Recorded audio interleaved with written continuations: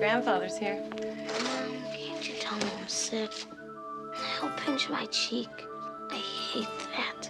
Maybe he won't. Hey, how was the sickie? Huh? I brought you a special present. What is it?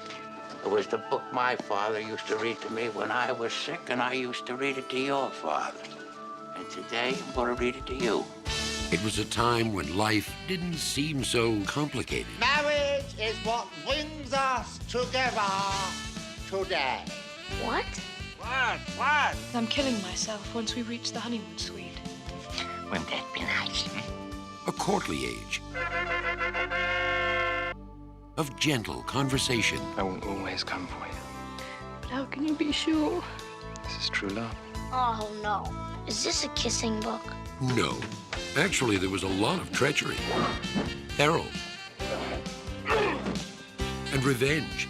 Prepare to die. Never go in against a Sicilian when death is on the line.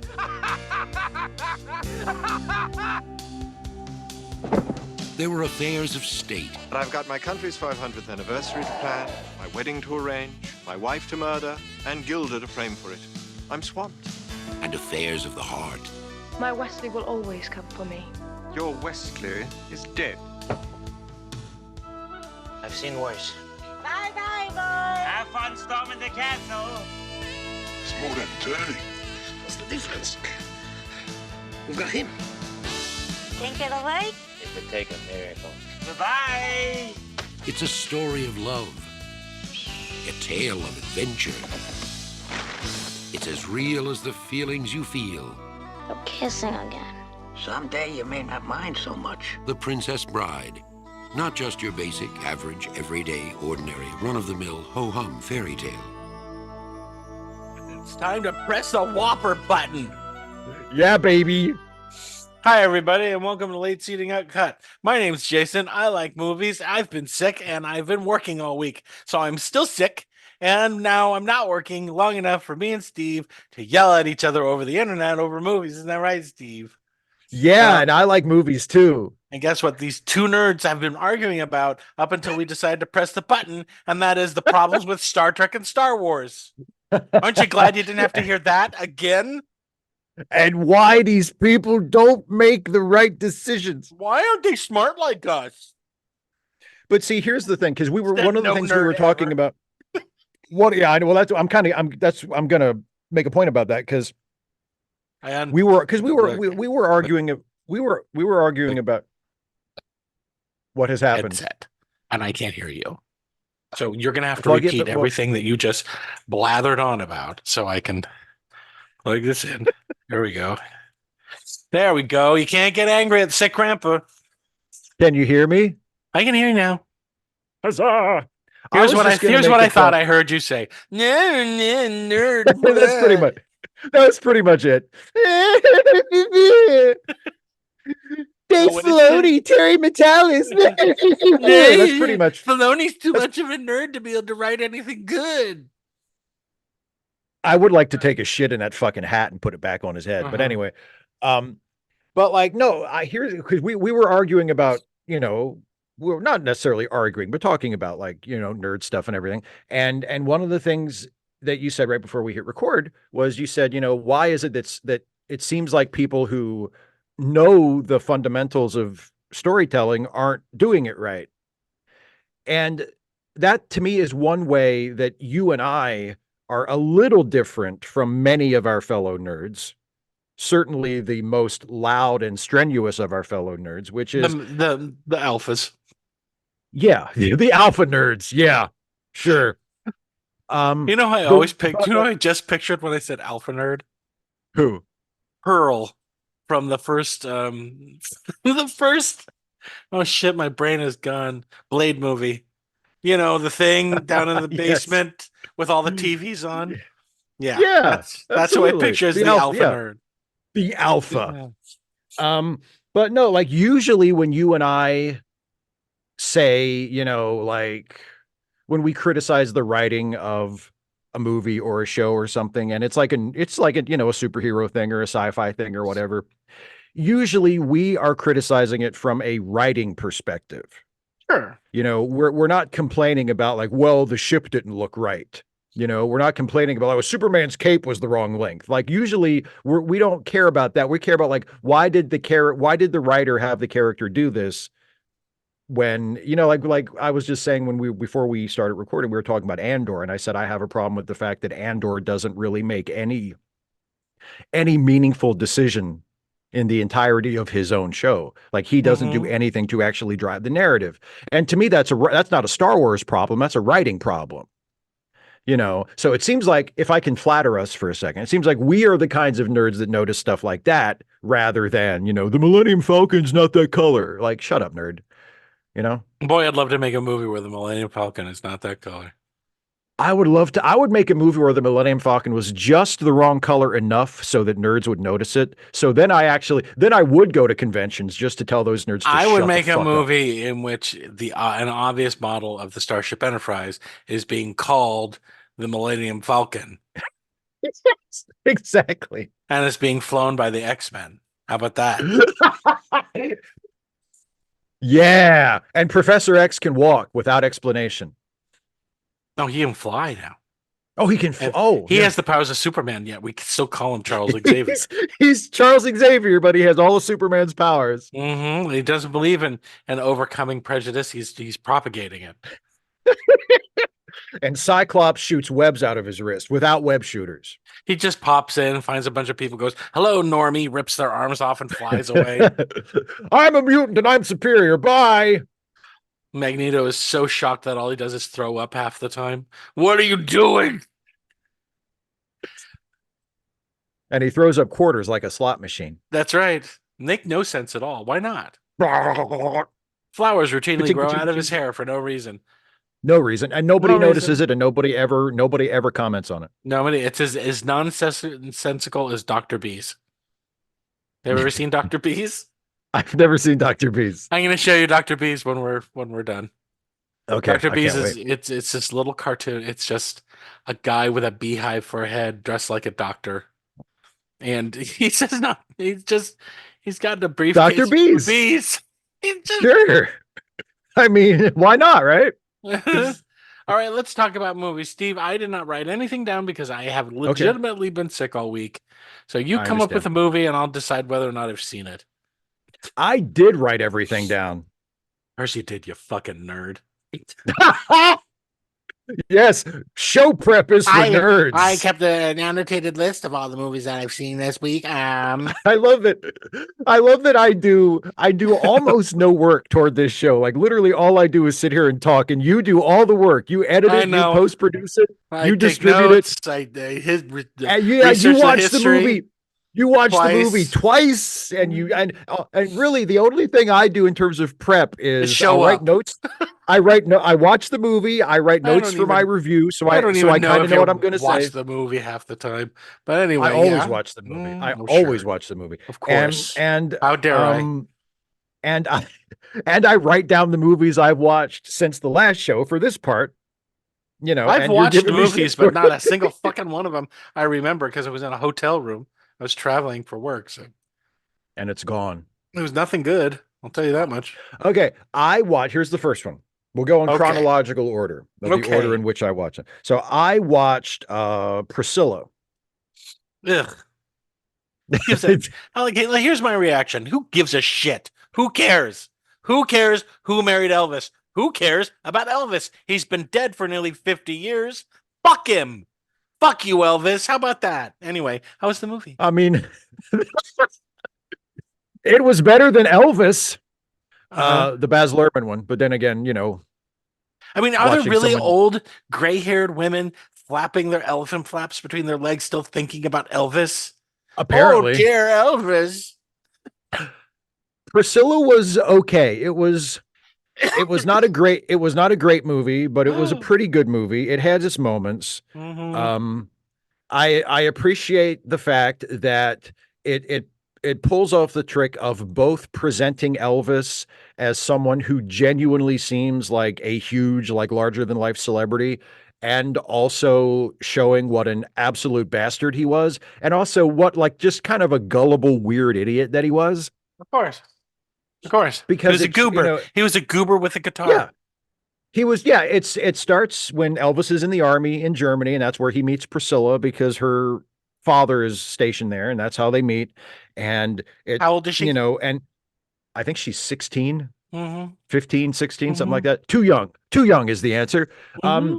But then again, Elvis is from the South, and they don't give a fuck. And that's an excuse, right? They're from the South. So It's not it's not an excuse. It's an a explanation. 6-year-old They're a can bunch of fuck a 10-year-old. It's fine. they're a bunch of fucking barbarians. They don't give a shit. They live in the mountains. They walk around barefoot in the mud.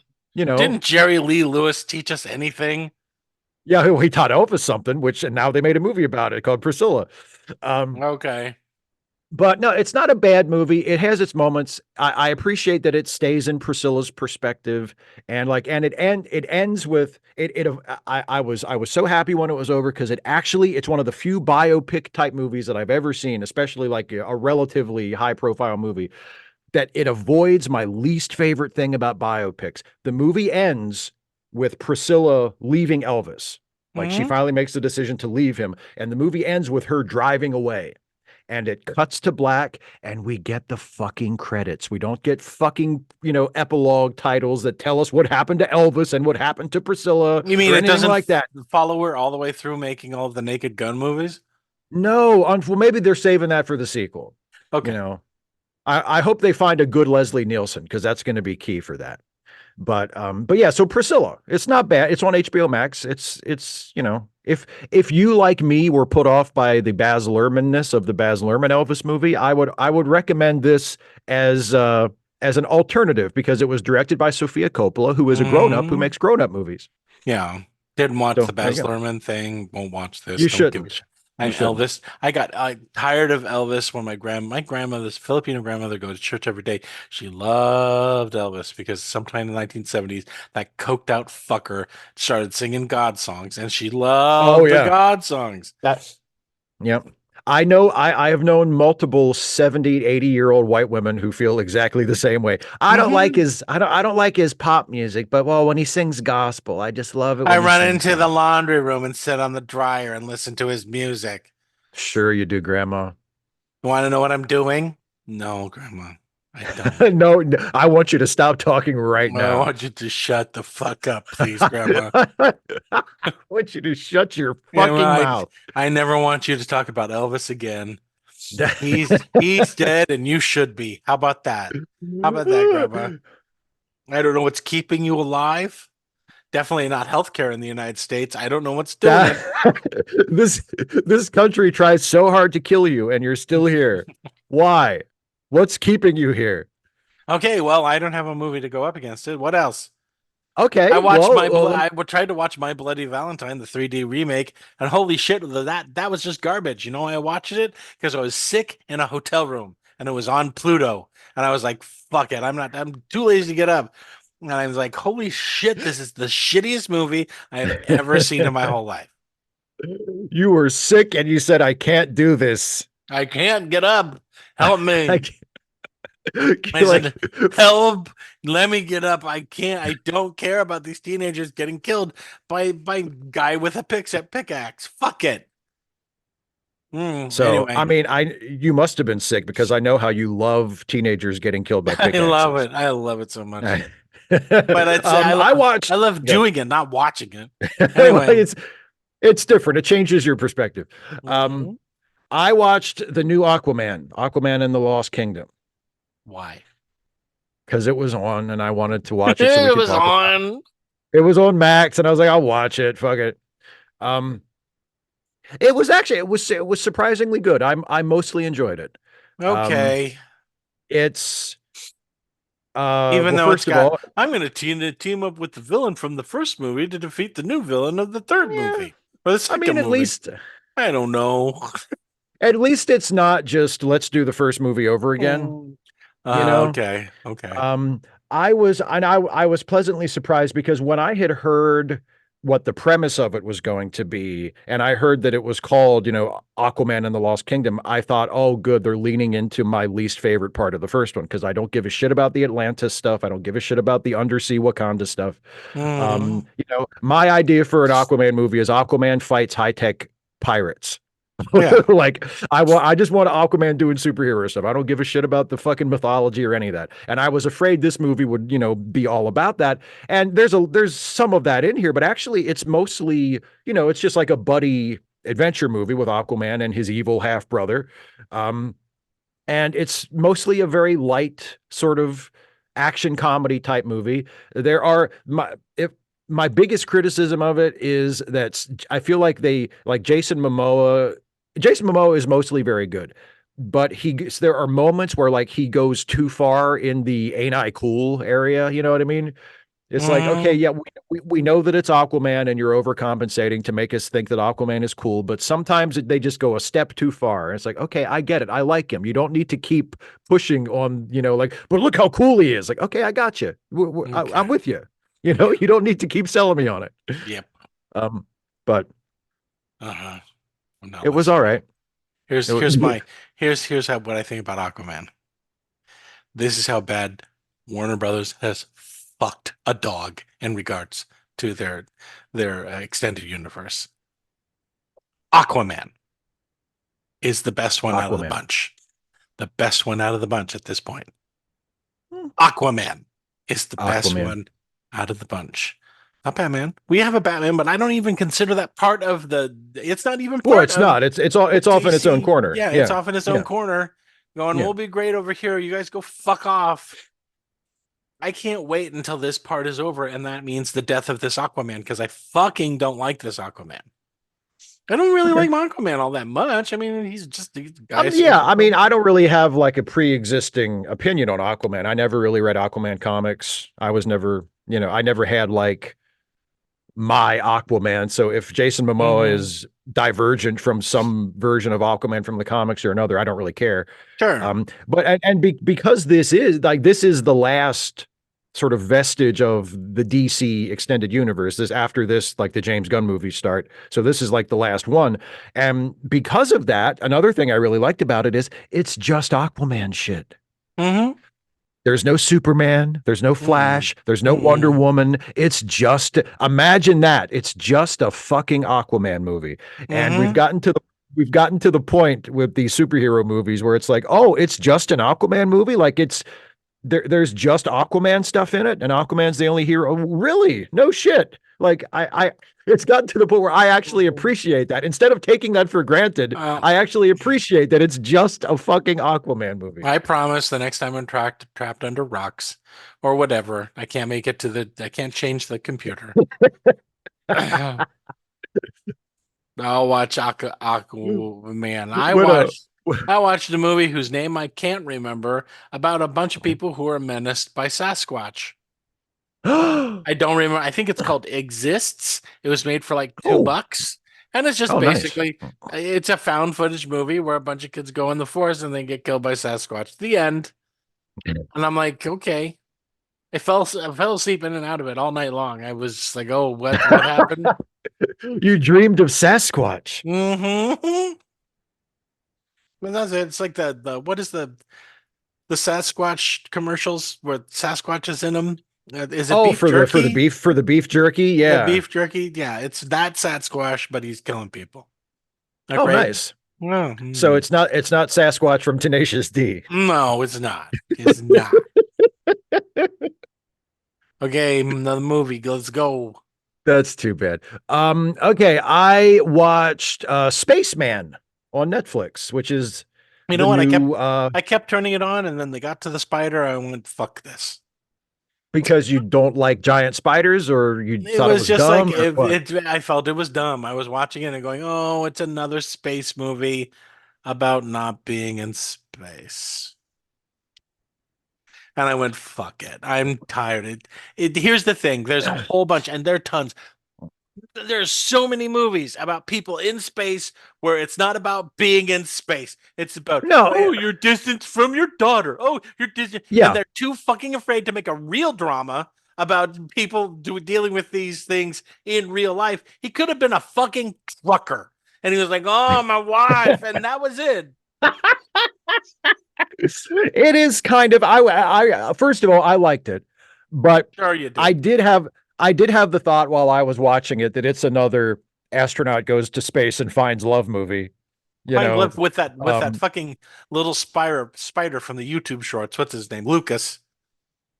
you know what if you look at it a certain way, it's a really radical reinterpretation of Charlotte's Web. Sure it is. Um, That makes sense. but I liked it, and one of the things I appreciated about it, aside from I mean, I liked the story. I thought Adam Sandler was good. I thought Paul Dano as the voice of the Spider was good. Sure. But what I really liked about it was the way they didn't they almost made it anti-futuristic. Like all of the stuff that he has with him on the ship, like there's no like super fancy sci-fi Star Trek stuff. Like No, other than that would cost money. well, okay, yeah, but they throw in this little bit of like technobabble about like a quantum communication thing that explains why he's able to talk to people on Earth in real time, and they kind of cut Sure. out the time lag. But Yeah. other than that, like everything is very like 1980s low tech astronaut in So terms we of can the only technology. disobey the laws of physics with communication and not fucking getting him wherever he needs to go quicker. Well, sure. Well, if he got where he needed to go quicker, there's not a fucking movie. He's got to be stuck on there for like a year Sure, or whatever why not? for the movie to happen. But no, I liked it a lot. I wouldn't count it among like my very favorite astronaut movies ever, but I liked it a lot. I liked it a lot. Right. So what I liked? You did. You know what You I didn't liked? what you did. Moon. What did you You know like? what? You know why I like Oh, Moon? Moon Because was great. it was a sci-fi fucking premise, and it's kind of stuck to it. Moon was great. I agree. I loved Moon. But Yeah. when you want to tell a story about a man and his wife, and you have to put one of them on a fucking spaceship who talks to a goddamn made-up spider, okay, you're done. You're done. He hugs the spider at one point. It's very sweet. He gives the spider a big hug, and the spider hugs him back Here with we all go. 6 legs. Spoilers. Is the spider real, or is he just hallucinating? Yes, the spider is real. How do you know? Well, okay, here's the thing. I do not think there is not a moment in the movie where the movie says, there was no spider, right? You don't get that scene where it's like the spider's gone and it's like, oh, it was all in my head.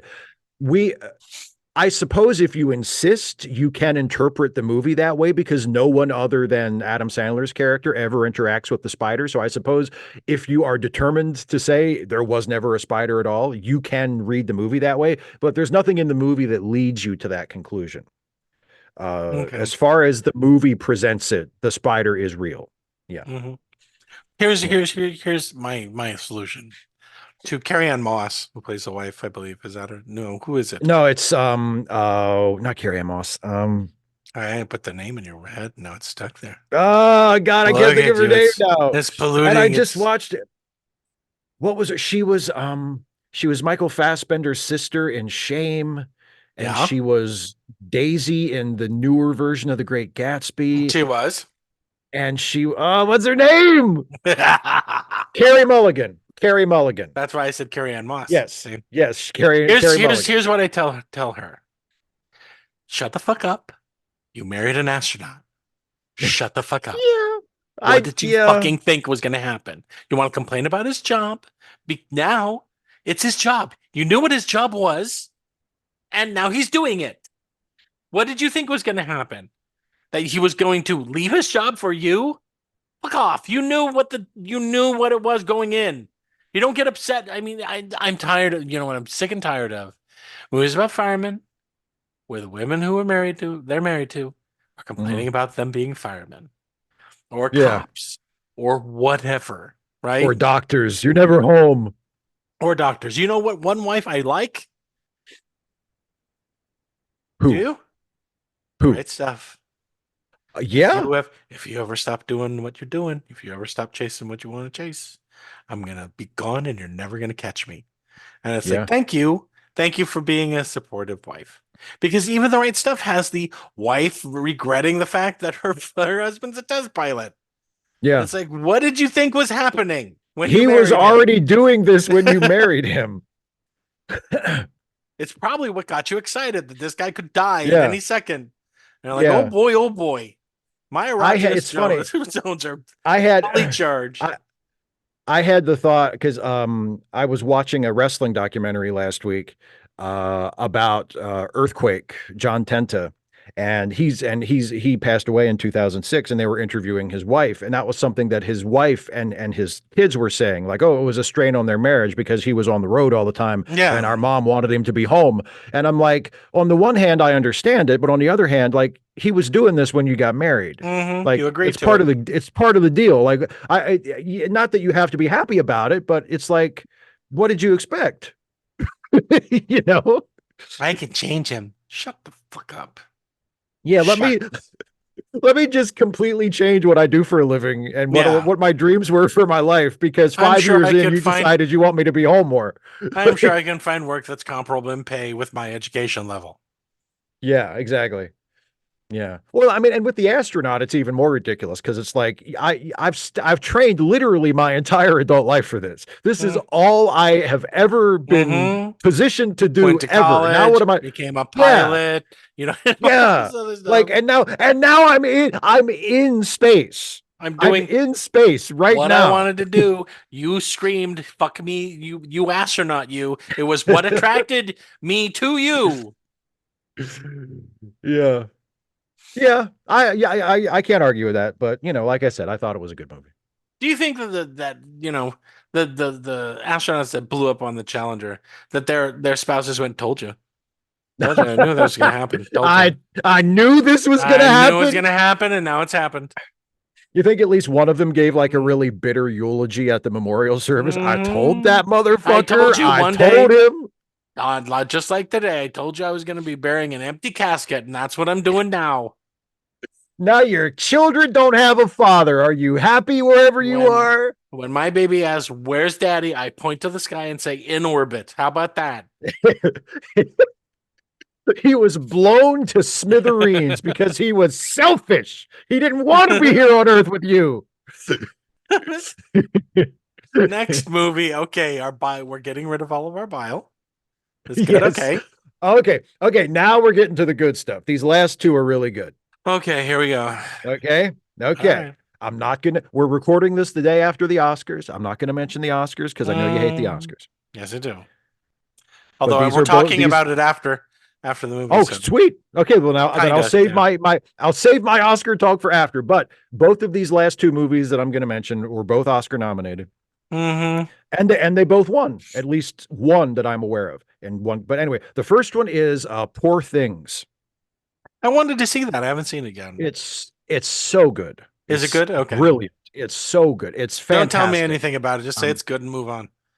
I'll just say it's good, and it's really funny, and it's really smart, and it's the most I heard is that Mark Ruffalo was very concerned about playing that part because it was different than anything else he'd played. And which makes me want to see it more. He is so good. Yeah, he plays the character he plays is absolutely a scoundrel and a scumbag, and he is brilliant.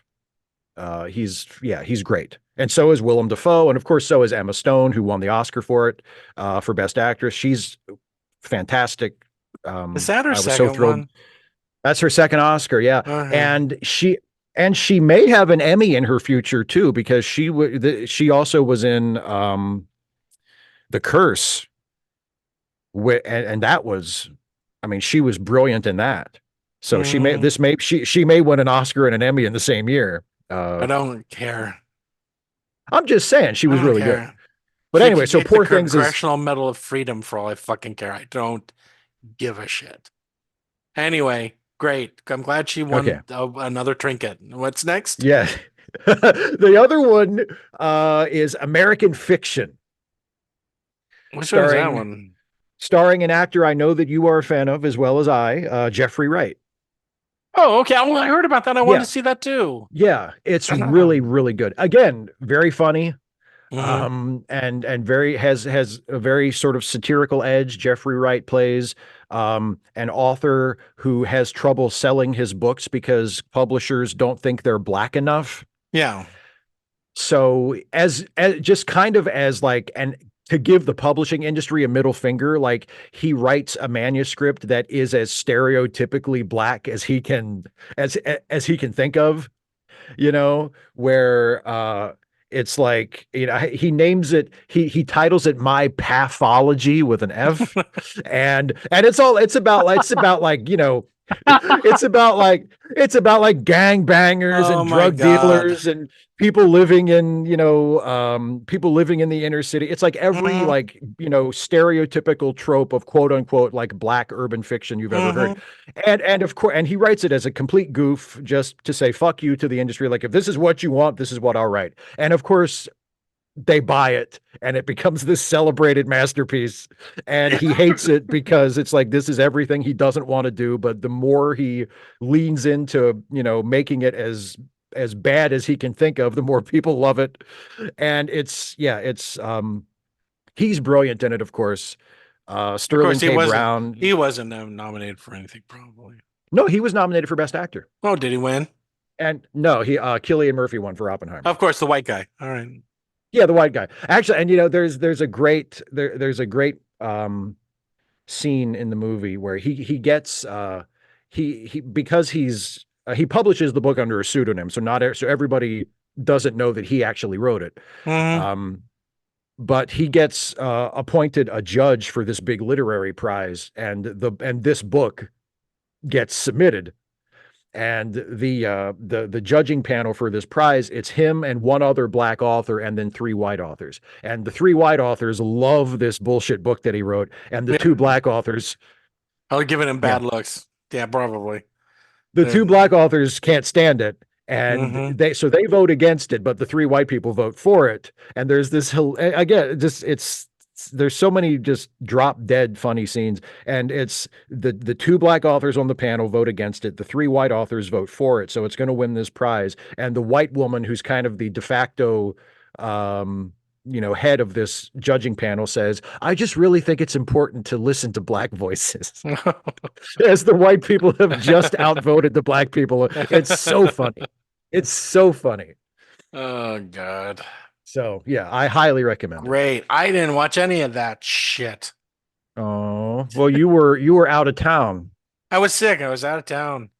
There was another movie that I kept coming in and out of consciousness with, but I can't remember what it is for the life of me. I can't remember what it is. Might have even been something that I wanted to watch, but fuck it. I don't care. Hey, let's do the movie. Can we do the movies? Let's do it. Okay, you're a little kid. I'm a little kid. Oh, okay. And I'm sick? Yeah, and you're sick. Okay. All right. Excuse me. Pardon me. Excuse me. I understand that you're sick, little boy. You're sick. Oh, yeah. I'm feeling really bad. All right. Shut up, and I'm going to tell you a story. All right. Shut up and sit down. I think tell this story. Just want to take a nap. I'm just really. Shut up. Okay. Listen to the story. All right. Okay. Here we go. The Princess Bride. Once there was a guy who went through the forest, and all of a sudden his pants fell off. And a princess went up and said, "My, what a gigantic cock you have." Hang on, wait. What? What is it? Who are you? How'd you get in my room? Shut up. And we're done. That's what the movie needed. Giant cocks. Giant cocks all the time coming at us. Look out, Instead fellas. of giant rats, they should have had giant cocks in that swamp. You hear that? That's the screaming cocks. They're coming for you. Just hear it in your head in Wallace Shawn's voice. It's perfect. You hear that? Wait, I can't do it while I'm sick. I sound more like Daffy Duck than anything else. You hear that, lady? That's funny too. I know. Daffy could have played him. He could have been Vizzini. Daffy would have been a great Vizzini. Inconceivable. There you go. You bested my giant, which means you're very strong. And right before he falls over from the poison, he goes, "Your death." Well, let's face facts. The final scene between the Dread Pirate Roberts and Vizzini is a Daffy Duck Bugs Bunny stick. Oh, totally. Okay. Absolutely. You're absolutely, yeah. You could You'd like just to think that, wouldn't you? You could replace the characters and not change a line of dialogue, and it would work perfect as a Bugs and Daffy bit. Yeah. With Bugs constantly doing an aside to the camera, wearing the Dread Pirate Roberts shit. Yes. All right, ready? Ready. Hello, everybody, and welcome to Late Seating. I'm Jason Harding. And I'm Steve Shives. On this show, we take a classic movie and we see if it lives up to its reputation, whether that reputation is good or bad. And this time around, this movie has a great reputation despite it being a romantic comedy. Isn't that right, Steve? That's right, because it's not just a romantic comedy. It's so many other things, isn't it? Like what? You brought it It's up. What else is it? It's a comedy, Okay. and it's a fairy tale spoof, sort of. So a fairy tale comedy. A fairy tale spoof comedy, romantically. Okay. The romance. Well, why don't we just stick with romantic comedy? How about Okay, that? we'll just stick with romantic. Okay, that's fine. Hooray! What romantic comedy are we going to be reviewing this time around, Steve? It is that 1987 classic, everybody's favorite movie, apparently, The Princess Bride. Hooray! The Princess Bride. Steve, Yes, do you have any trivia for the Princess I Bride? do have some trivia. Yeah, Great. I'm gonna take a nap. I have. Okay, you take a nap, and I'll tell I'm the people sick. about By the way, Princess everybody, Bride. I'm sick, so that's why Yeah. I'm taking a nap. Not because Steve bores me. It's because I'm sick. If it's good enough, I'll wake up. So Okay, I'll read my trivia to you like Peter Falk reads to Fred Savage in the movie. oh yay, Huh? that'll be great. Yeah. Thanks, Grandpa. I hate your rotten, stinking guts, Grandpa. How about that? You smell. My favorite part is when he turns around and says, "There's just one more thing." Pardon me, excuse me. Just one more thing. You said you were sick the entire time? Exactly. All right, come on, let's go. Let's go. Come on, let's go. Okay. So, not only is it many people in the audience's favorite movie, but several members of the cast consider this film to be their favorite work that they've ever done, including Mandy Patinkin. I can see that for Carrie Elwes. Yeah, his filmography is not super. I mean, he's worked a lot. He was great in Bram Stoker's Dracula. His mustache was. I mean, the hair department, the makeup department earned their pay in that one. That was a hell of a mustache. Anyway, so Mandy Patinkin says that it's his favorite movie that he's ever been in, and that Inigo is his favorite character. Also very pleased with the movie was Andre the Giant. No, of course.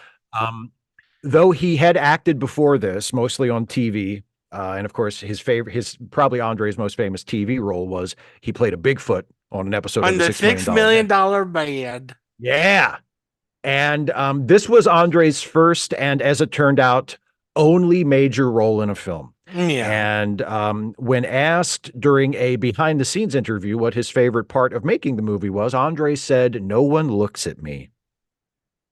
Because throughout his life and career, you know, he was always like he was the Andre gigantic the Giant man drinking a six-pack of beer,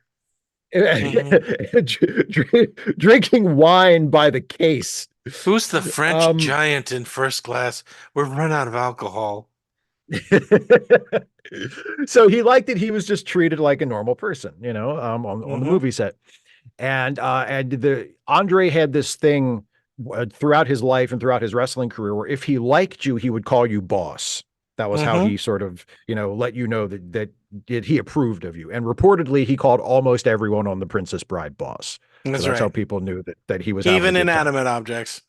Yeah, he's holding the rock, going, "Okay, boss." I don't know what that is. He's French. I don't know why you're doing. Going to throw the rock at him, boss. Well, if I was doing Andre's real voice, it would be because you can't. He only Can't gets understand a really. fucking word he says. You can't really understand what he's saying when he's on fire, pretending to be the Dread Pirate Roberts. He's got 80 teeth in his mouth. I Anyway, I love Andre the Giant. I know you Giant. do, but I say these terrible things to him out of love. Okay. But anyway, and of course, I think a lot of people know this, that, you know, by the time he made this movie, this was 86, 87 when they were filming it. He died in 93. So this is toward the end of his life. And he had a lot of injuries. He had knee injuries and back injuries. Yeah. So he was in a lot of pain. He was in a lot of pain and he wasn't super mobile. So the shot at the end when Robin Wright jumps out of the window and Fezzik catches her, Robin Wright was on wires for that, because Andre was not able to hold her weight on, just by himself. That's how beat up and injured he was. So just remember So- that next time you watch it and cry a little. Just be, Yeah, just that poor guy. think about just the constant pain that he's in. You know what I'm as he- constantly thinking about at the end of the movie? What fucking horse did he kill getting on top of it in order to Oh ride my away? God! What horse is Andre the Giant riding? He He probably was like strapped one to 400 each pounds. Like, There's yeah, no way. There's no way a horse would allow it. It'd be like, No. fuck that. I'm like, there go our 3 heroes and Andre's stunt double. Horses are stupid. Horses are crazy. They're not stupid or crazy enough to allow a man that size to get on top of their back. The horse would spontaneously develop like a Mr. Ed voice and turn to the director and go, ain't no fucking way. All right, keep going. What else? Where do you think you're going? Okay. William Goldman based the Dread Pirate Roberts on a real life pirate, Black Bart, whose real name was Bartholomew Roberts. Mm. How about that? Billy Crystal freely improvised during the shooting of his scene as Miracle Max. The rest of the crew and cast found him so funny that director Rob Reiner and star Carrie Elwes had to leave the set because they were ruining so many takes. Rob Reiner watched the filming from another room on a monitor, and Carrie Elwes, who is mostly dead in the scene anyway, was replaced by a dummy. Mandy Patinkin had to remain because Inigo has lines in the scene, Yes, he and does. later Mandy Patinkin claimed that the only injury he sustained during the shoot was a bruised rib from straining too hard to hold back a laugh during the Miracle Max scene. So, the sword fight between Inigo and the Man in Black was performed entirely by Mandy Patinkin and Carrie Elwes. That's right. Both left-handed Who- and right-handed. Yeah, absolutely. And they rehearsed for months to get it right. The only shot in which a stunt double is used is when the Man in Black does the swing from the bar and does the somersault, lands to pick up his sword, which you can tell because they cut to a different shot.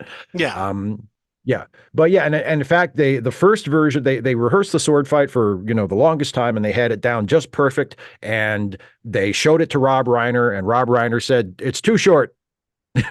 So they had to go back and come up with more stuff to do and lengthen this sword fight that they had been practicing already for months, because I think their original version of it at full speed it took them about a minute. And the fight in the movie lasts about 3 minutes altogether. So they had to come up with some new shit. And finally, the original novel written by William Goldman is presented as the good parts version of a much longer book.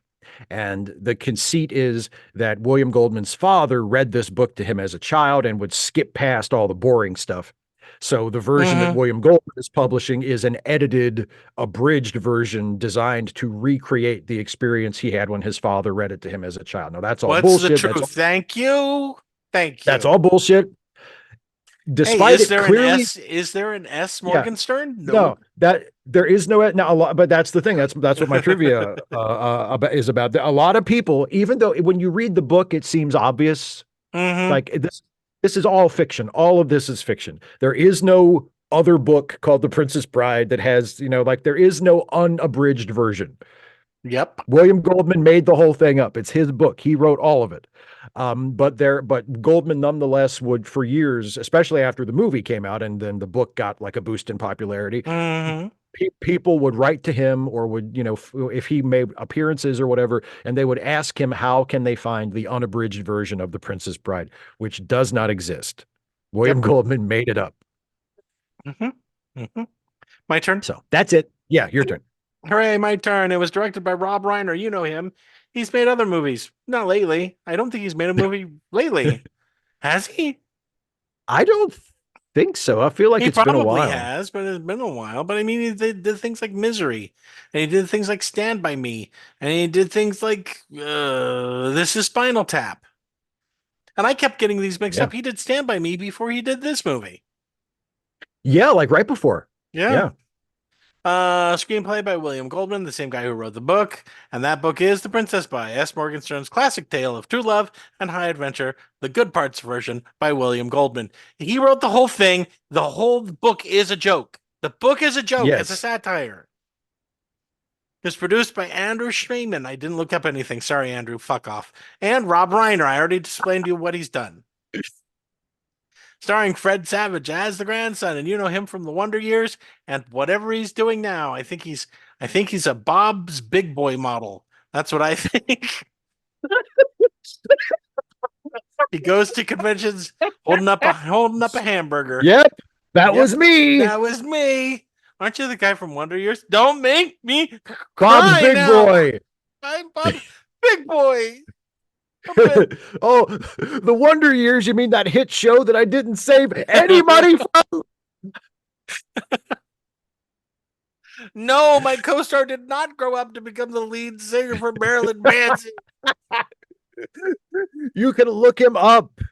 God, I wish that was true. I so wish that was true. But that Paul grew up to be Marilyn Paul Manson. grew up to be Marilyn Manson, yeah. Peter Falk as Grandpa. You know him from Columbo. Betsy Brantley as the mother, and she's done TV and movies and crap. Who cares? Carrie Elways as Wesley, and you know him from Saw and Twister and Bram Stoker's Dracula. That's right, and a bunch of other movies that aren't as good as this one.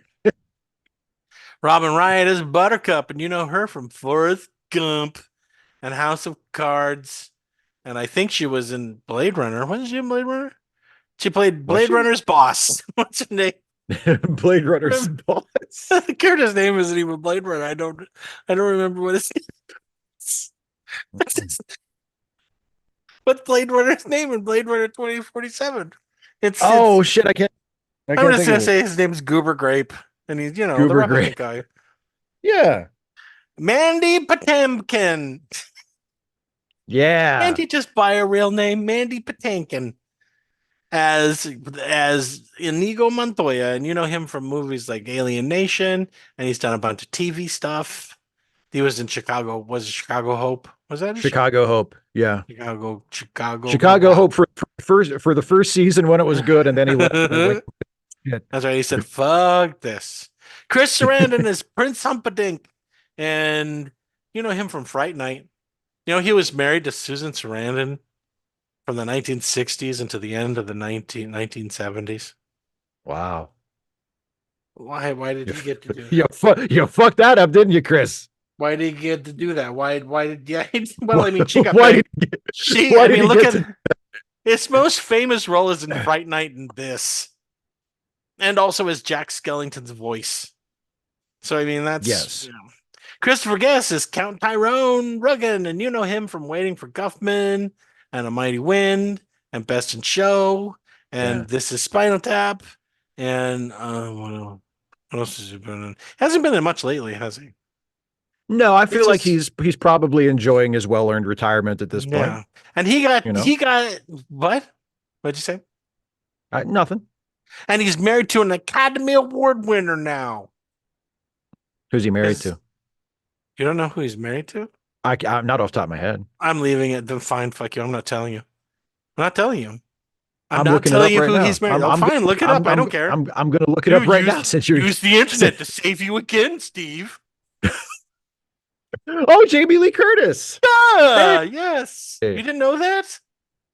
Maybe I did, but I don't remember. When I found out that she won, I looked up her speech.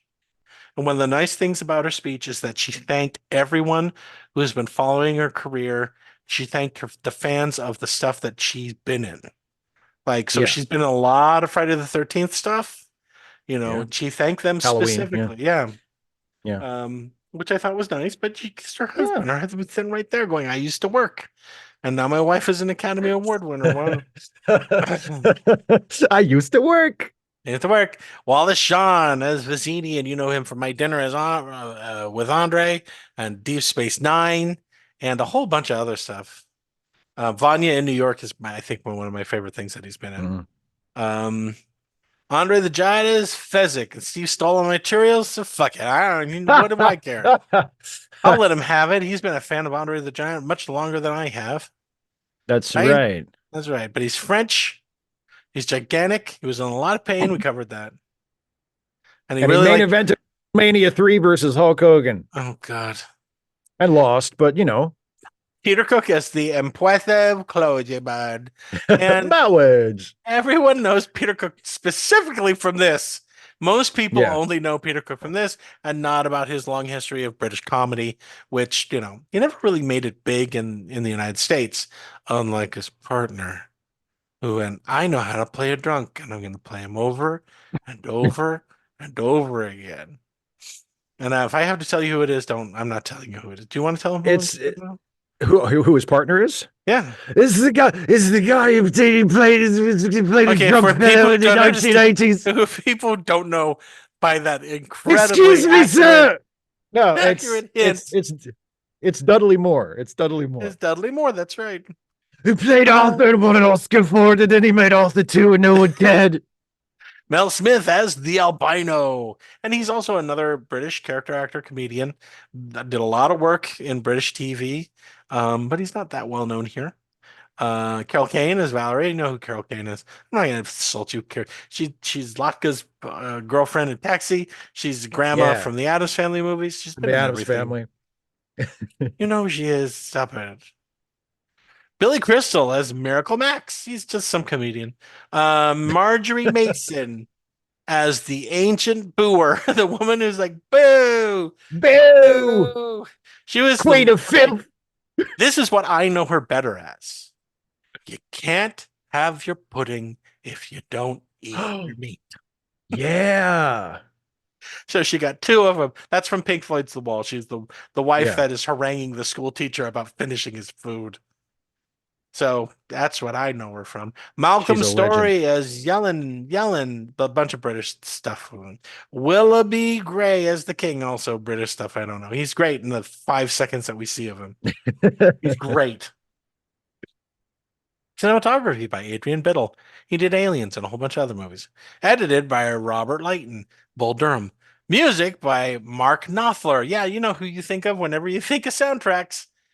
You think of Mark Knopfler from the Dire Straits. From Dire Straits. He's also done some other movies like Local Hero.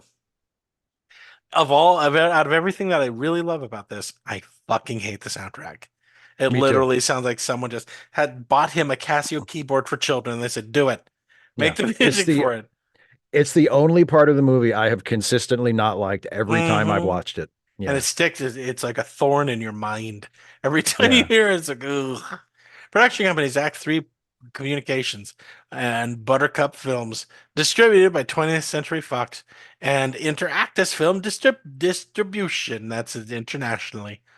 Release date September 25th, 1987. Running time 98 minutes. Budget 16 million. Adjusted for inflation 43.4 million.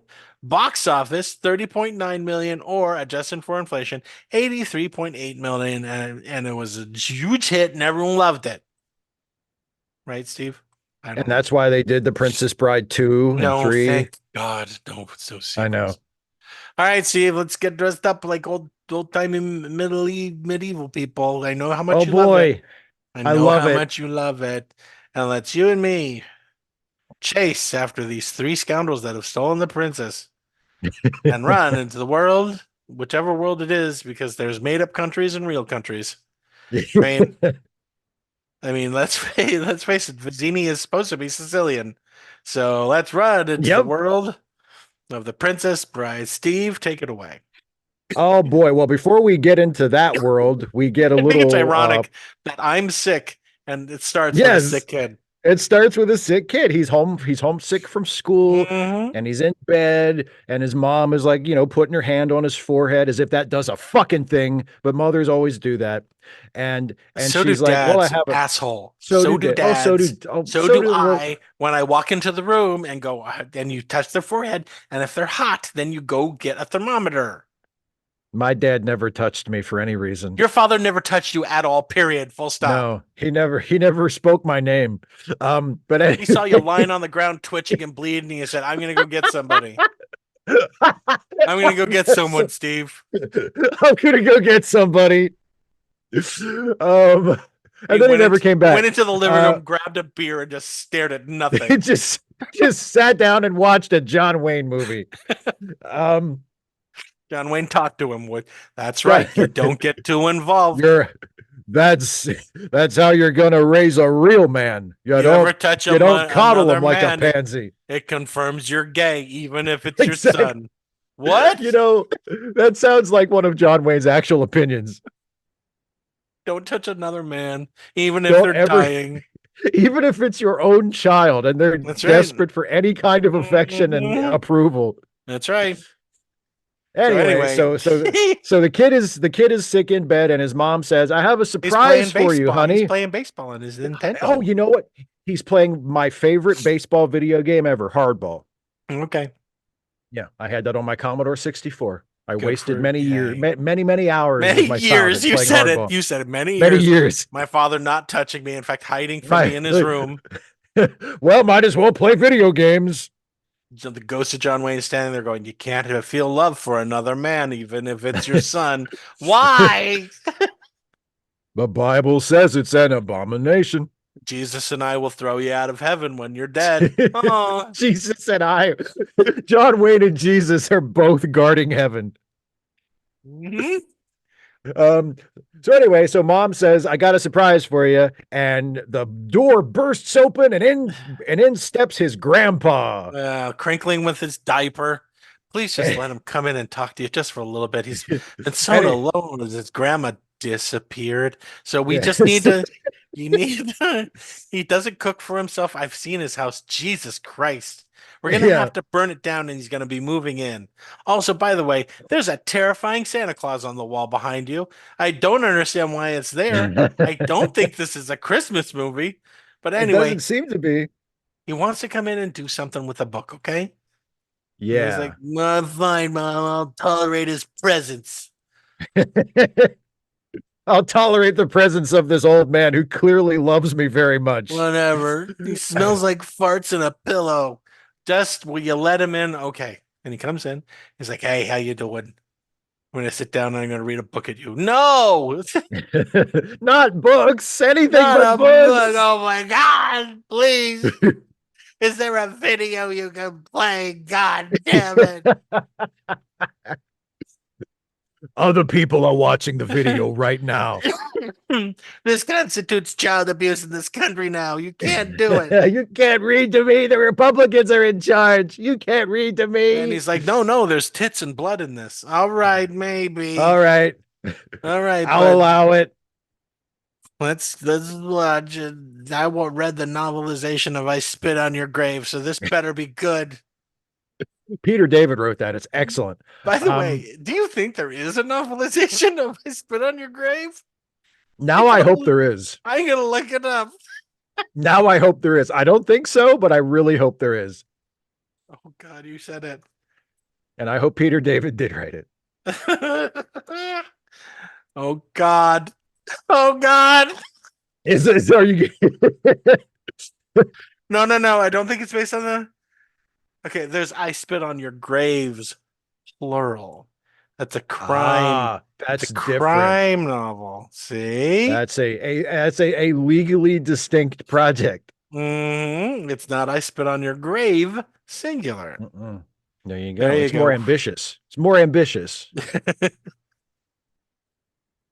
All right. So anyway, he says, "I'm going to read you this book. So shut your fucking mouth, you lousy kid." Right? Yeah, and he starts to read, and it's The Princess Bride, and Yeah. it's a fairy tale. And it's about And this he- woman who has the stupidest fucking name ever given to a woman ever.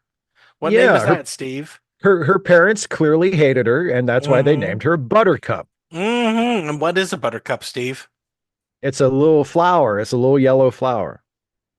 No, what is a buttercup? Is it a cup of butter? A cup that you put butter Morning, in. dear. presumably. Here's your cup of butter. Here's your cup of butter. Drink it down. Got to get to work. Take all of it. Oh. Anyway, yes. And so she's Yeah, in love. so- She's so- in love with the stable boy. With a farm boy who she Yeah. abuses constantly by That's ordering right. him around. That's right. But he's got the Farm hots boy, for come her. over here and pick up this thing I dropped. No, slower. Okay. Now, That's oops, right, your farm belt boy. came off. How did that happen? You do what I say, And, or I'll scream, and you're gonna get killed. And of course, this is the basis for a healthy and loving relationship. That's right. She's like, "Farm boy, do this. Farm boy, do this." And what does he say every time he asks her to do something? As you wish. As you wish. And that makes her orgasm standing there while he stares at him. They're in love. They're in They love. love And each other. they start kissing. Yeah, but then unfortunately, the farm boy ain't got no money. So he says, Yeah. I'm going to go off to sea to seek my fortune. And then he That's leaves and right. he never comes back. Because she gets a message that said the Dread Pirate Roberts has killed him. And she says, Yeah. I'm never going to love again. But then later, the prince announces, hey, guess what? I'm getting married. It's Prince Humperdinck. He comes out and he goes, guess what? I'm getting married. I'm getting married to this girl who's not royalty. How about that? Isn't that great? Isn't that great? Do you like me now? Please like me. I'm Prince Humperdinck. I'm sorry, he's got the stupidest goddamn name. Yeah. But then she rides off and she runs afoul of a couple of brigands. Oh, yes. A trio of highwaymen. That's right. One can't speak and the other one is Spanish. And they're like, and the third one is Wallace Shawn. He's the leader. He's the least Sicilian man you've ever seen in your entire life. He's from Sicily. That's Just right. go with us on this. And they knock her on the head, and they get her on a boat, and they're like, haha, we're stealing her for undisclosed to start reasons. a war. We're gonna frame the enemy nation of Gilder. And then when the Prince of Florin thinks that Gilder is one who stole his bride to be, then it'll start a war between the two countries, which is something I want for reasons that I will not specify. And he yells at his two guys that he's hired to help do this: a giant by the name of Fezzik, and the Spaniard by the name of Inigo Montoya. Right? Yeah. And he says, "I didn't hire you to think I'm a genius. Everyone shut up. And if you start rhyming again, I'll kill you somehow. I don't know how I'm going to do it, but I will kill both of you." And then they start rhyming. And they say things like, what, Steve? I'll be Fezzik. You do it. You do Inigo Montoya. I'll be Fezzik. He's very, very short on charm. No, that's his. They're doing I physics. I hope it doesn't come to any harm. Maybe he should go live on a farm. He is terribly afflicted with weedness. With what? I hope he sucks on my penis. There you go. You gotta, tearing this movie apart. Okay, anyway, they sail off on a boat, right? Yeah. They're crossing an undisclosed body of water where there are shrieking eels. That's right. She tries to get away, and she jumps in the water, and he's like, "You hear that, Highness? Those are the shrieking eels. They get louder right before they eat human flesh." And then we interrupt to remind you that this is a story being told by a grandpa to a grandson. And he's like, you look like you're about to pee your pants. Do you want me to stop? Do you need to go pee? Because it looks like pee's going to come if I keep talking. He's like, no, Grandpa, why? No, I'm perfectly fine. I don't need any of that. Who's been talking? Who talked to you? Who told you about that? Who told you those lies? Those filthy lies. I thought it was funny because most kids don't pee their pants while watching The Grinch That Stole Christmas. Like, it's until the redemption. It was sweat. It was sweat. That's what it was. I spilled my water. Stop it.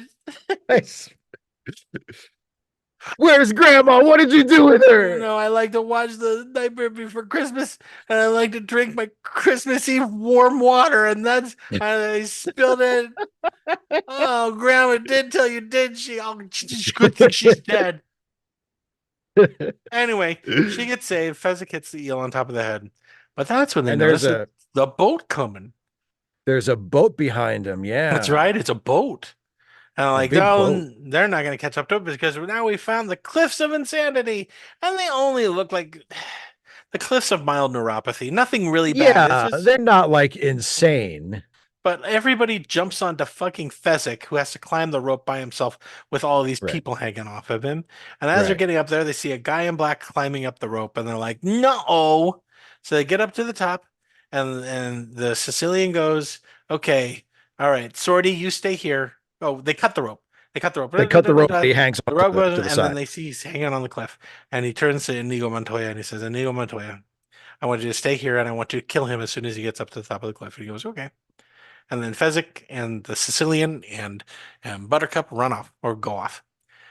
And he's out of there, and he says it looks like it's really tough. And the Dread Pirate, what we find out is the Dread Pirate Robert says, "Yeah, fuck off, stop it, leave me alone, up yours, asshole. This is bad. This is terrible." And then Neo goes, "I swear on the soul of my dead father that you will make it up here alive." And he goes, "Okay, throw me the rope." And he throws him the rope. He climbs up. He lets him get a couple, minutes to, catch his breath, which is very nice. And then we get his backstory through exposition. What's his backstory, Steve? His backstory is that his father was a sword maker, and right. a man with 6 fingers on his right hand. That's right. Bought a sword from his father, and then he didn't want to pay for it, so his father refused to give him the sword. So the 6-fingered man killed his father, and then sliced up his face.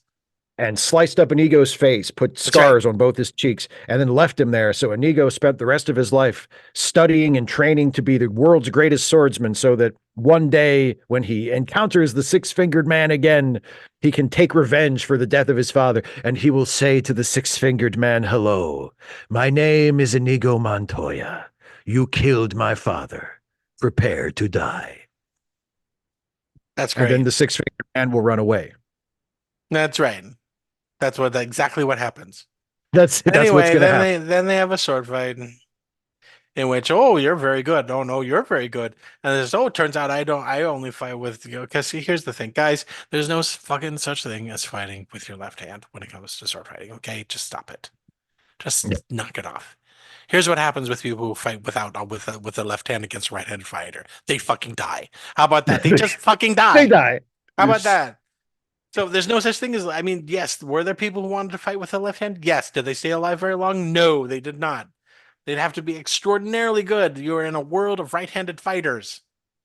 So first they're both fighting with the left hand, then they switch over to the right hand, ha ha ha, and then they fight and they fight and they fight, and then finally the guy in black knocks his sword out of his hand, and he said, "I'd rather smash a stained glass window than kill a man such as yourself. I'm a nice guy," bonk, and he bonks him on the head.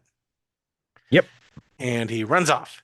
Now we're back with Fezzik and Vizzini. And he's like, "I can't believe." No, that's not what he says. He says, "Wow." No, that's not what he says either. he says, "Inconceivable. Unfathomable. Beyond belief. Fact or fiction. Ripley's Believe It or Not." He sees the guy running towards him, and he tells Fezzik, "I want you to stay here. I want you to grab and kill him. And kill him your way." And he says, "What's my way?" And he says, "You pick up a rock and you hurl it at his head and you kill him." And Fezzik says, "My way is not very sportsmanlike." No, it's not. And he gets up there and he misses on purpose. And he tells him he misses on purpose. And he says, "Let's wrestle without any weapons." And he's like, "Okay, fine." And then he gets on his back and he chokeholds him for days until he passes out. Yes. And he doesn't kill Fezzik either. He tells him, "No, have big old porno dreams with gigantic women," which is a huge assumption. Maybe he likes tiny women. Maybe he likes petite girls. You don't know. Or boys. Or large men. Yeah, that's right. Maybe knows? He's gay. That's right. How dare he? Maybe he's ace. You don't know. But he runs off, and then he runs up. Okay, so now this is when I'm not going to do this every time, but we cut back to Prince Humperdinck. Who's like, on the not suspicious. Oh, she's been stolen this and that. We're going to have to catch her before Gilda does whatever. And I'm not trying to start a war. Let's go. And he does it several times. Yeah. So he runs up and he runs up to Vizzini, who's reenacting My Dinner with Andre, but with Buttercup. He's set up a little table. Yes, he's got a little table. And he's like, "Ah, you bested my giant, which means you're very strong. You bested my swordsman, which means you're very highly skilled. So we're gonna have a battle of wits." And he goes, "Okay." And he takes 2 wine. He gets 2 goblets of wine, And he says, "This is iocane powder. I just made it up. It's not real, and don't look for it." And turns his back and he says, "There, I put poison in both goblets." No, he doesn't say that. He says, Oh "Okay, shit, I here we gave it go. away. No, I didn't. Now you must choose which goblet has the poison, and when you're done, we both drink and we see who wins and who's dead." And the Sicilian, this is maybe my favorite monologue ever, as he just goes on and on about why he can't choose the one in front of him, why choose the one He behind him. keeps thinks it and overthinks it and overthinks it and overthinks it again. Yeah. And then finally he says, "My God, what is that?" And he looks behind him and he switches the goblets and he goes, "Oh well, let's drink." And they drink. And he says, "I got you." And Vizzini says, "Oh no, you didn't. I switched the goblets when you weren't looking. You overlooked the most important thing. What is it? The first thing. What is it? The most important. The most never important get rule. involved in a land war It will never get involved in a land war in Asia. in Asia. And the second thing is never. What is it? Never bet with a Sicilian when life is on the line. When death is on the line. When yeah. death is on the line, and then he laughs and then he dies. Yep. And Princess Buttercup, what was that shit all about? And he says, "Oh, I put poison in both goblets. I've been developing a tolerance to iocane powder." And she's like, "Go." And then we cut more to the prince who's like, "I'm following a trail." And they cut back to them. And she's upset because she's figured out that he's a Dread Pirate Roberts. Yeah. And she thinks that he killed Wesley. That's right. And he says, "I did kill Wesley. Boy, he was fun to kill. I wish I could kill him again." You know why? Because he didn't have to find out how much of a fucking whore the woman that he loves is. And she's like, "I'm not a whore. I loved him forever." "Oh, yeah? Then why are you marrying the Prince Humperdinck?" "I don't love him. In fact, there's no adequate reason for me to be marrying him. It's not like I'm helping the kingdom at all, and I don't love him. Why am I marrying him? What is the deal here? What is going on?" And anyway, so they're fighting back and forth. She tells him that the day he died, she died. He goes, "Yeah, whatever, bitch. I'm bitter." I'm bitter." Then they see Prince Humperdinck, and she says, "In fact, I want you to die too." And she hits him with a log, doesn't she? Off the hill. She hits him with and knocks him down a hill. Yeah. And as he's falling, what does he say? "As you wish." Not, "This isn't going the way I planned," or any of Oh that shit! "Ow, my neck is broken." But she goes, "Oh, my Wesley," and she jumps off the hill and they're rolling back down. And if you can ignore the fact that both of them were played by the same man, this stunt work. You're not supposed to notice that. I noticed. They get down to the bottom and they start kissing. And she's like, "Why didn't you?" And he's like, "We got to go into the fire swamps." Yeah, to get away from your big fiance. That's right. And I had exposition to give. And then the fire swamps. And every once in a while, a jet comes out of a jet of fire comes out of the ground. And he says, "So what happened was I got captured by the Dread Pirate Roberts, and the Dread Pirate Roberts says, 'I'm going to kill you.' And he never did it. And then eventually he told me that he's not really the Dread Pirate Roberts, that it's actually just a name that's passed down. Dread Pirate Roberts to Dread Pirate Roberts. And the guy who captured him is retired, and his name was, I don't know, Kermit. And he's now, when he retires, he's going to give the name to somebody else." And we're like, "Oh, okay." And that's why he's been gone for 5 years. That's right. He's been out dread pirating. That's right. Instead of writing at least one letter to Buttercup saying, "Dear Buttercup, I'm still alive. Don't worry about me. I'm still alive. I'll be fine. I'll be home soon with lots of money. Love, Wesley." Nope. Doesn't do that. But then they sink into the lightning sands. And then they climb out of the lightning sands. Whew. And then she's worried, but he's saying it'll be fine, while giant men dressed as rats run. Yes, the rodents of unusual size. Of unusual size. And he says, "I don't think they're real." And then they get attacked by one. And then the rodent bites him. And then she burns him. No, does she burn him? No. He burns him. Oh, that's right. He rolls him onto the thing. He rolls and over. And then he stabs him 3 times. It takes a really long time for this damn thing to die. Yeah. It's a big fucking rat, you know. When they make their ways out of the fire swamps, and oh no, they meet Prince Humperdinck.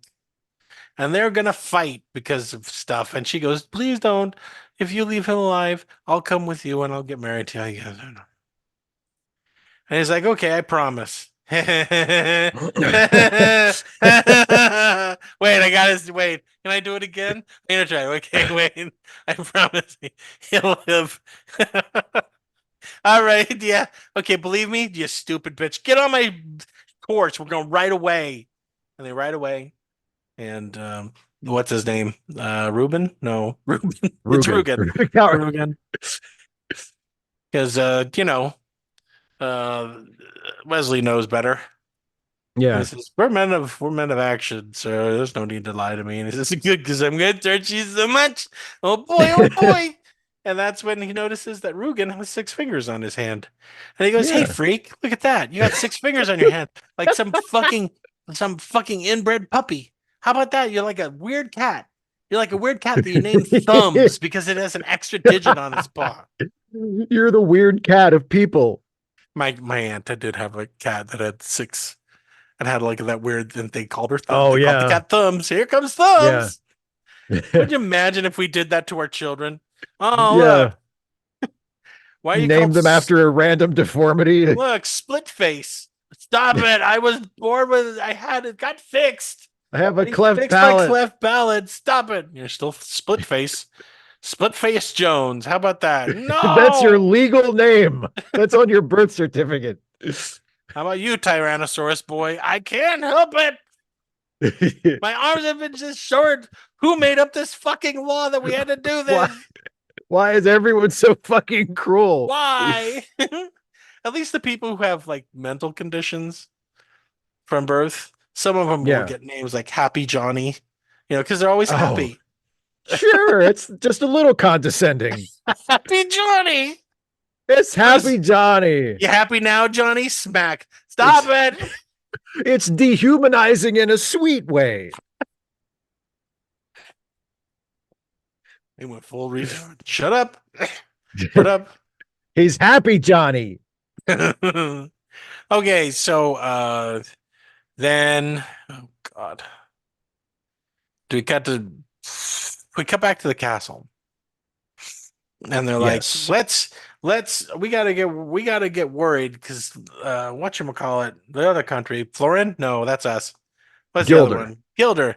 Gilder's gonna come, so we're gonna throw as many guards in the front, we're gonna lock everybody up, we're gonna we're gonna do stuff. We're doing war stuff, everybody. Get ready to do war stuff. Just in case, because I gotta get married to her or something. Meanwhile, Fezzik. That's when they have to make a brute squad, and he's part of the brute to clear out the forest, to clear all the riffraff out of the forest. Yeah. And he finds Inigo, and he's drunk, and then he wakes up Inigo. And why do they go looking for the man in black? Well, Fezzik, because somehow Fezzik knows that the 6-fingered man. Fezzik knows all about the 6-fingered man. I guess because Count Rugen hired him. They don't really show that, but you just sort of you take it for granted because we need to move the story along. Right. That Fezzik has found out a bunch of exposition that we also know. And he tells... I was eating mushrooms in the forest, and the frog told me that Rugen has 6 fingers on his hand. Yeah. So Inigo is like, okay, well, since we know where the 6-fingered man is now, I'm going to go kill him. But there's too many guards at the castle, so we need to go find the man in black who beat me in the sword fight, so that he can help us. Because if he defeated you in a wrestling match and he defeated me in a sword fight, then truly, he's who we want on our side for me to get my revenge. Meanwhile, Count Rugen is torturing Wesley, and he's connected him up to something called the machine. And what the machine does is it sucks out life. Yeah, with suction cups. That's right. And he sucked out a year of his life. And I can't wait for him to die because he needs to die. Man. And he's got an albino sidekick who actually doesn't really like what he does. No, it's just a job. You can tell. It's just a job. Then while they're walking through the village, they hear the screaming of the man because, so here's what happened. Prince Humperdinck finds out that Princess Mononoke loves whatever his name is, Wesley, and that there's nothing they can do, and he gets upset and he runs down there and he says, "You're never gonna have her." And he sets it to what, 60? I to can't the remember. 50, whatever the top level was. Yeah. Top level is, and he turns it on because even Rugen has never done more than 5 years, Right. but he does 60, and he just turns it on. It sucks all the life out of him. And then Fezzik and Inigo are in the forest looking for something. But I don't know what they're looking for. Exactly. They hear the scream, and Inigo jumps to the conclusion that it's the man in black. Again, Yes, there's really no way he could. He's in torment because of his whatever. Because of his love. He's lost his love, and that's only the man in black could be screaming like that. Okay, sure, let's go with that. And he asks his father's spirit to guide his sword. Yeah, and Obi-Wan shows up and goes, "What? No, wrong. No, this is wrong. Goodbye, everyone. Use the Force." You wait a minute. No, you're a Spaniard. I don't help Spaniards. That's right. Valeria from Conan shows up in her fucking goddess gear. What? No, no, not you either. No, go away. Anyway, he uses his sword like a dowsing rod, and Osric from Dragon Slayer pops in.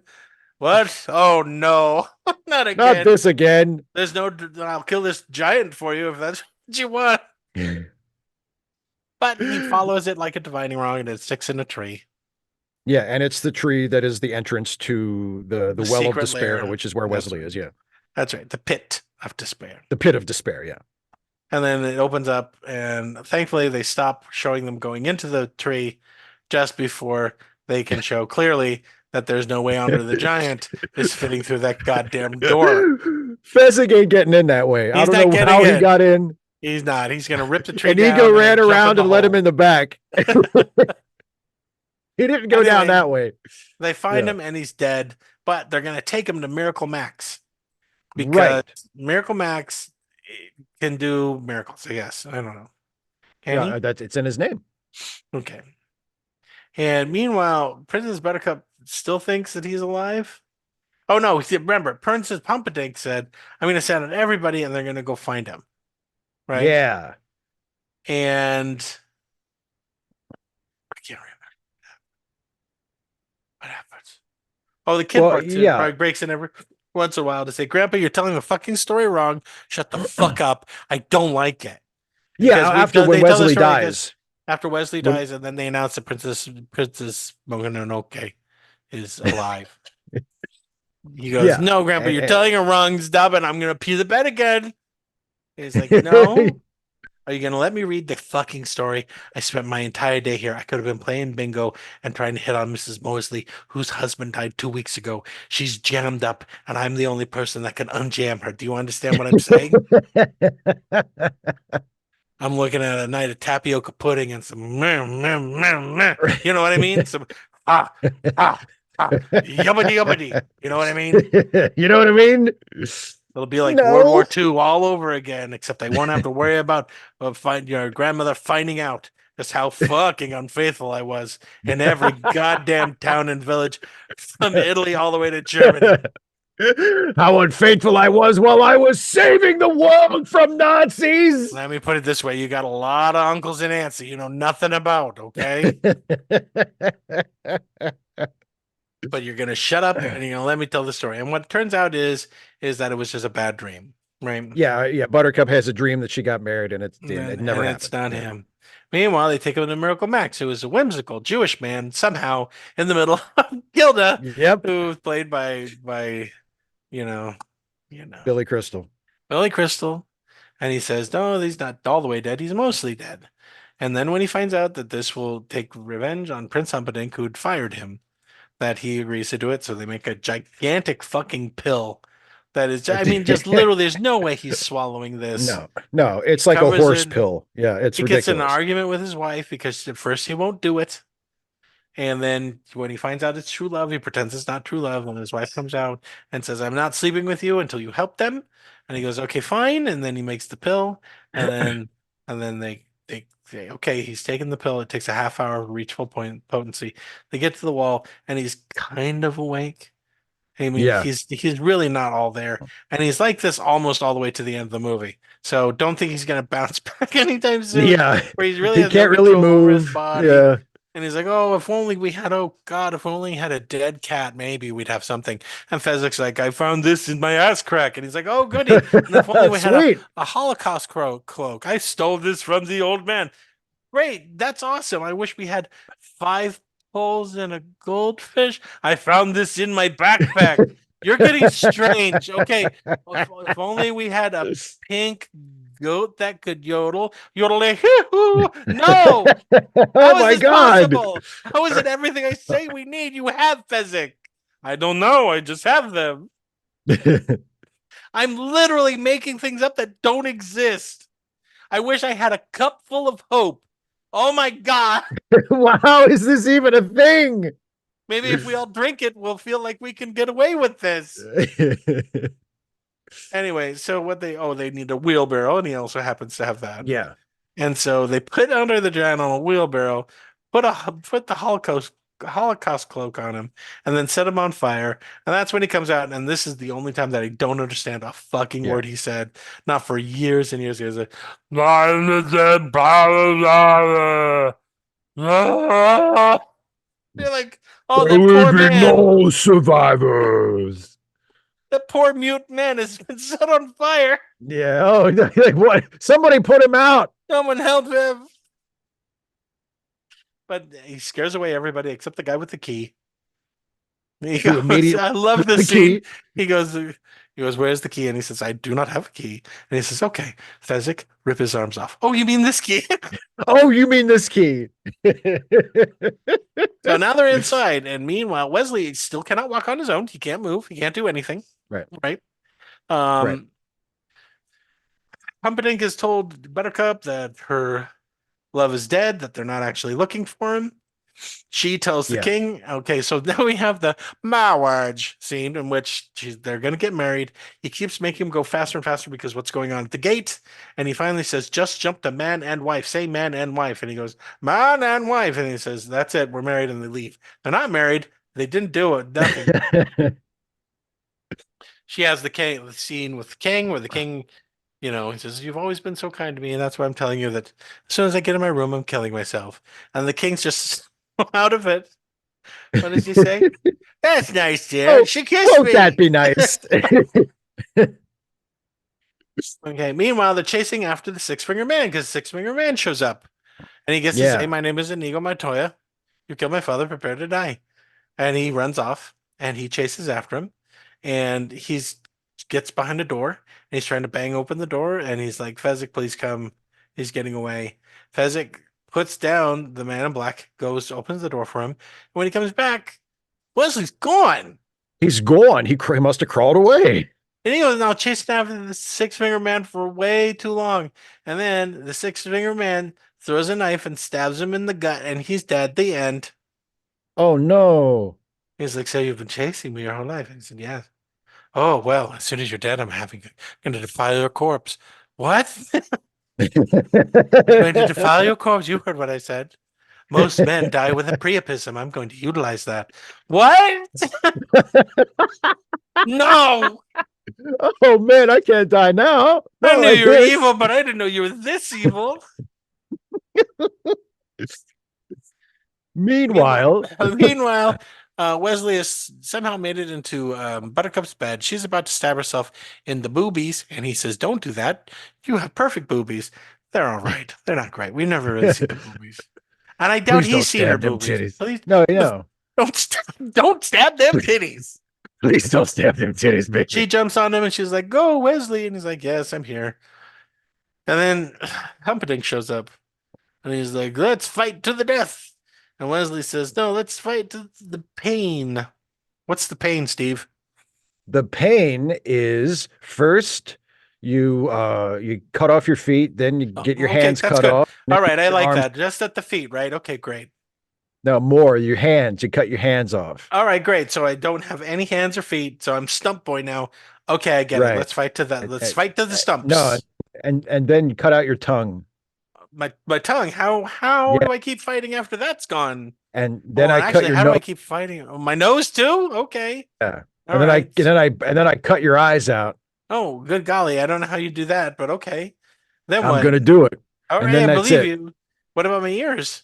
No, you keep your ears so that whenever people scream at you for being a fucking freak for the rest of your life, you can hear it. Well, at least I'll still be rich. I'll still live in a castle, and I'll be able to tell my servants to bring any woman I want to suck my perfectly intact dick. You stupid idiot! I am a rich king. It doesn't matter what I look like. No matter there are kings who have had leprosy that have gotten sex. That's all that matters to me. Loser, you can't win. Whoops! I thought I had you. And then he says, "You know what I think? I think you're too weak. I think you've been mostly dead all day, and I think you can't get up. And I think I'm going to kill you now. And while you die, you're going to watch me have sex with Buttercup. That's right. How about them apples?" And then Wesley stands up and he points his sword like it's going to shoot, like he's holding a gun on him. Yep. Drop your sword. And he drops the sword and he says, "Sit down." And he grabs it and he sits down. And they tie him up. They're like, hooray. Meanwhile, just as what's his name? Ruggan is undoing his codpiece. Won't be long now. Inigo gets up and he goes, my name is Inigo Montoya. You come, my father prepared to die. And he starts fighting him and he keeps doing it and doing it and doing it and doing it. And then he gets the upper hand and he stabs him a whole bunch of times. And he gives him the cuts on his face. This is probably my favorite scene in the whole world. He offered me money. Oh, me too. Offer me money, anything, as much as you want. Yes. You know what else? When he cuts the other cheek, he can't remember what he says. Offer me whatever it is I want. And he says, offer me anything I want. Yeah. And then he stabs him and he says, and this is the most honest. This is why this is such a great scene. He says, "I want my father back, you son of a bitch," and he kills him. And he kills him. And he is dead. He's very dead. He ain't coming back. And then everyone finds Princess Buttercup in her room, and they're like, "Oh!" And he nearly falls. Wesley nearly falls over. And he says, "Oh, he's been mostly dead all day." And Humperdinck's like, "I knew it." Oh shit! I should have dropped my sword. And then they hear outside, and Fezzik is there with 4 white horses. One horse looks extraordinarily scared, and he's like, "Please don't make me do this. Please don't make me do this. Please don't let this happen." And they throw Buttercup out the window. They miss Fezzik altogether. Her back lands on one of the horse troughs. You hear an audible crack.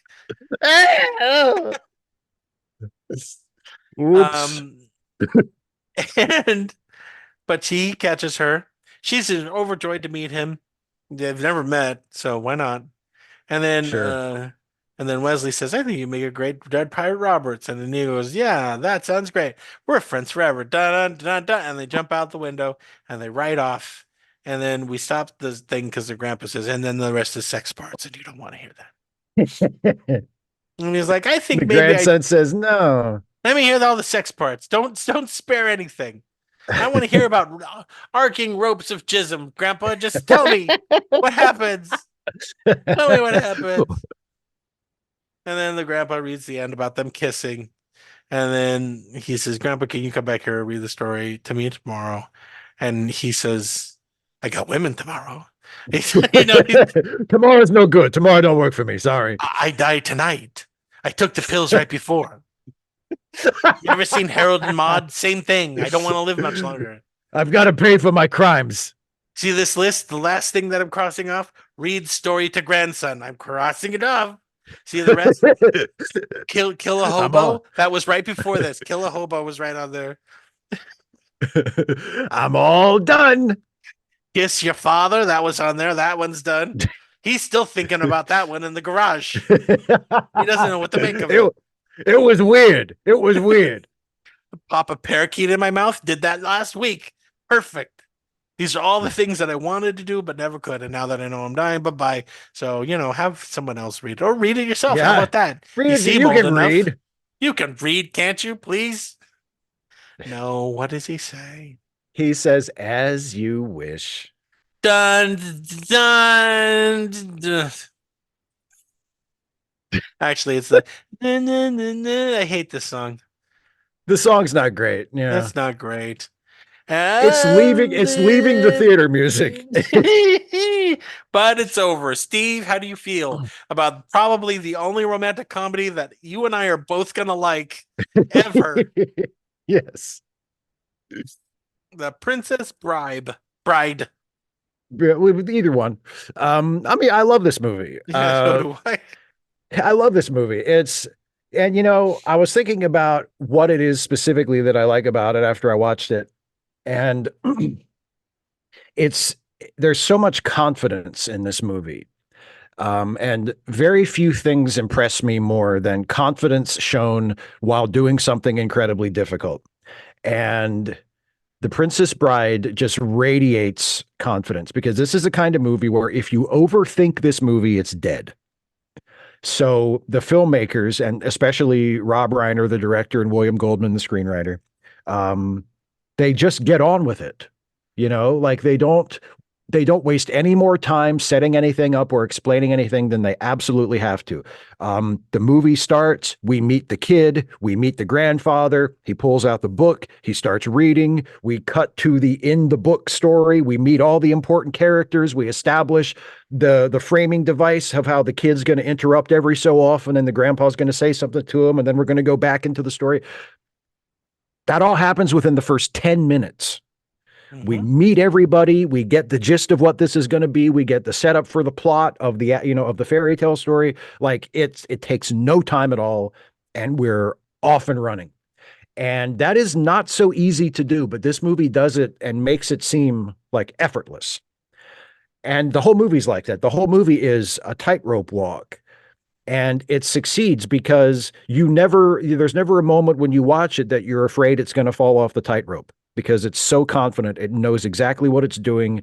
And it never even seems like it's going to falter. And it's a tightrope walk because it's a comedy that also wants you to invest in the characters as people. So it needs to make you laugh, but it also needs to get you to see the characters as people and to invest in, and to care about what happens to them. And it works, and it does it without ever going over the top. It would have been so easy for this movie to just be like a cartoon, to just go super broad with the comedic bits. And then for the serious bits, for the romantic bits, or the chivalrous bits, or the heroic bits, to get schmaltzy and maudlin. And it never does that. All of the main performances are good, but I want to focus on Mandy Patinkin as Inigo because it's my favorite performance in the movie. And I think when you understand why his performance works, you understand why the whole movie works. Because he's good for the same reason the whole movie is good. He's really, really funny. He's a character with like a dark, tragic past that is played as kind of a joke at first because it is a trope and the movie sort of makes fun of it, and makes fun of all these fairy tale tropes. And, because like, despite the tragic past, Inigo, he describes himself as being in the revenge business, but like, he seems mostly to be kind of an upbeat, witty guy. And like, he's a drunk. He's a drunk. Yeah. But like, But when Vicini tells him, when he gets to the top of the cliff, kill him, he seems like really excited that he gets to fight a duel. Because you get the impression he doesn't get to do this very often, and this is like his skill. And he's like, I'm going to duel him left-handed. Like he seems really excited about the prospect of doing this. But he never goes too broad with it. And then they have this great sword fight, and which is exciting as an action scene, but is also funny because they're bantering the whole time. And then we get to later in the movie, and that tragic backstory that was kind of a joke now has to get serious because he catches up to the guy. He finds the man who killed his father. And they have that great scene, which is a fight scene in a completely different way than his fight with the man in black was. And he never goes too maudlin with that. And like, that camera is right in his face. Mandy Patinkin it's like the whole screen is his face. And he never overdoes it. He never does too much. He does just enough. And when he hits that line after he kills Rugen and he says, I want my father back, you son of a bitch. Like, he delivers it completely straight, completely in earnest, and it lands just like it needs to. Up until that point, it's a joke. Hello, my name is Inigo Montoya. You killed my father, prepare to die. It's kind of a joke. It's the over the top, motivation for that character.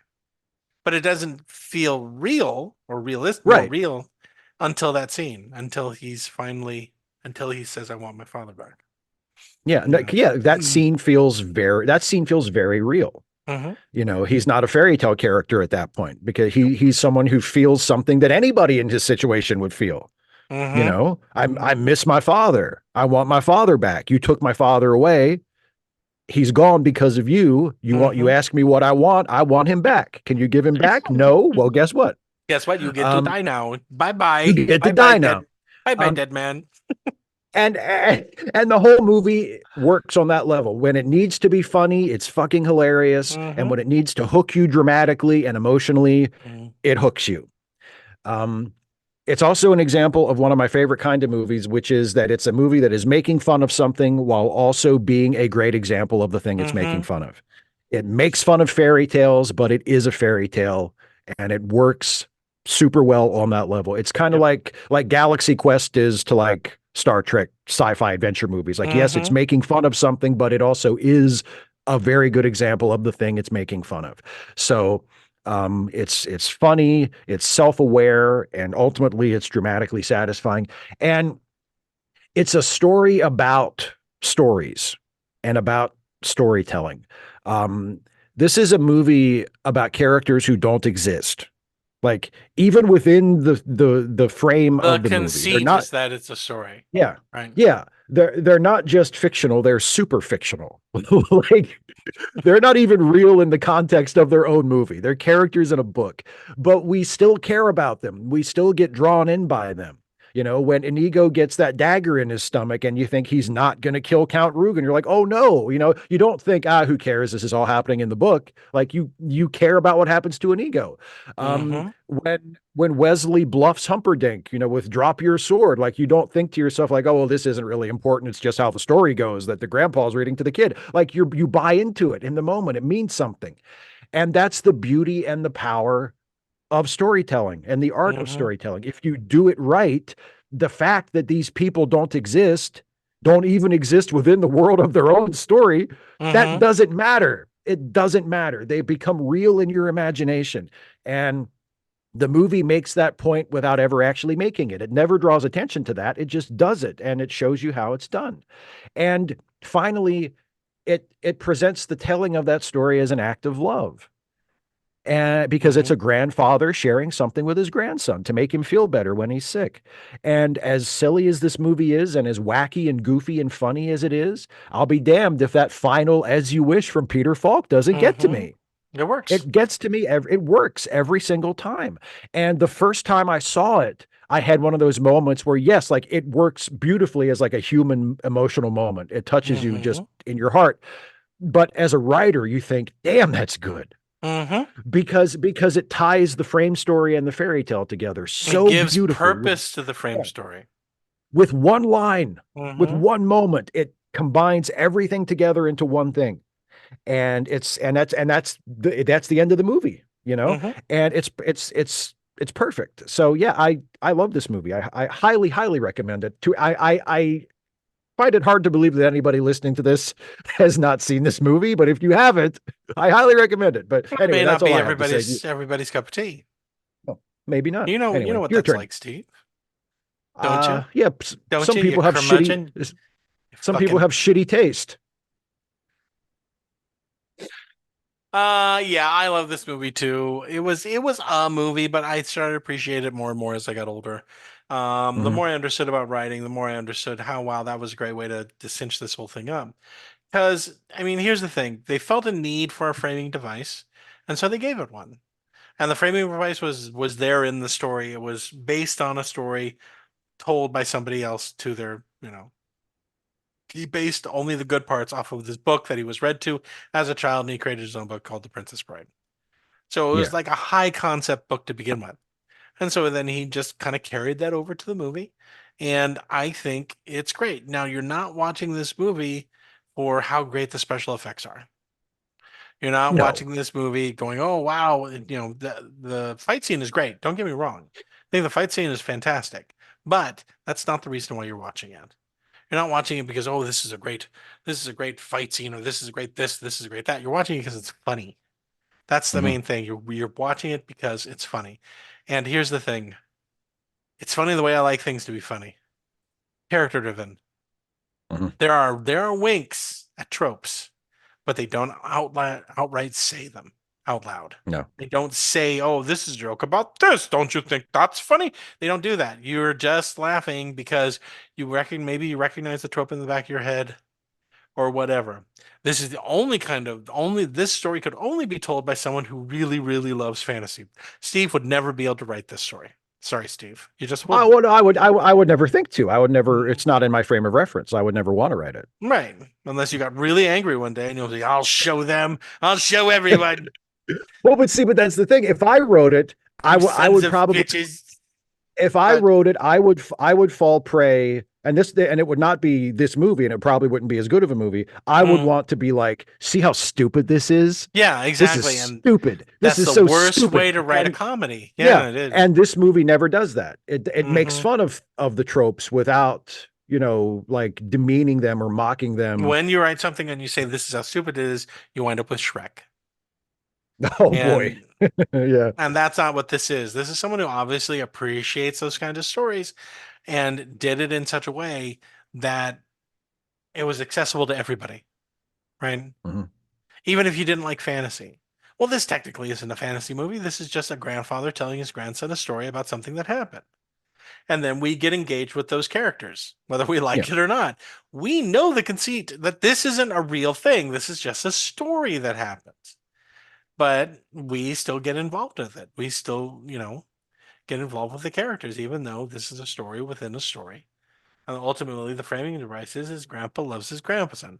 Oh, that's so nice. Isn't that great? But it's not trying to actively teach you that. Okay. It's not, Right. It doesn't have, there isn't a moral baked into this.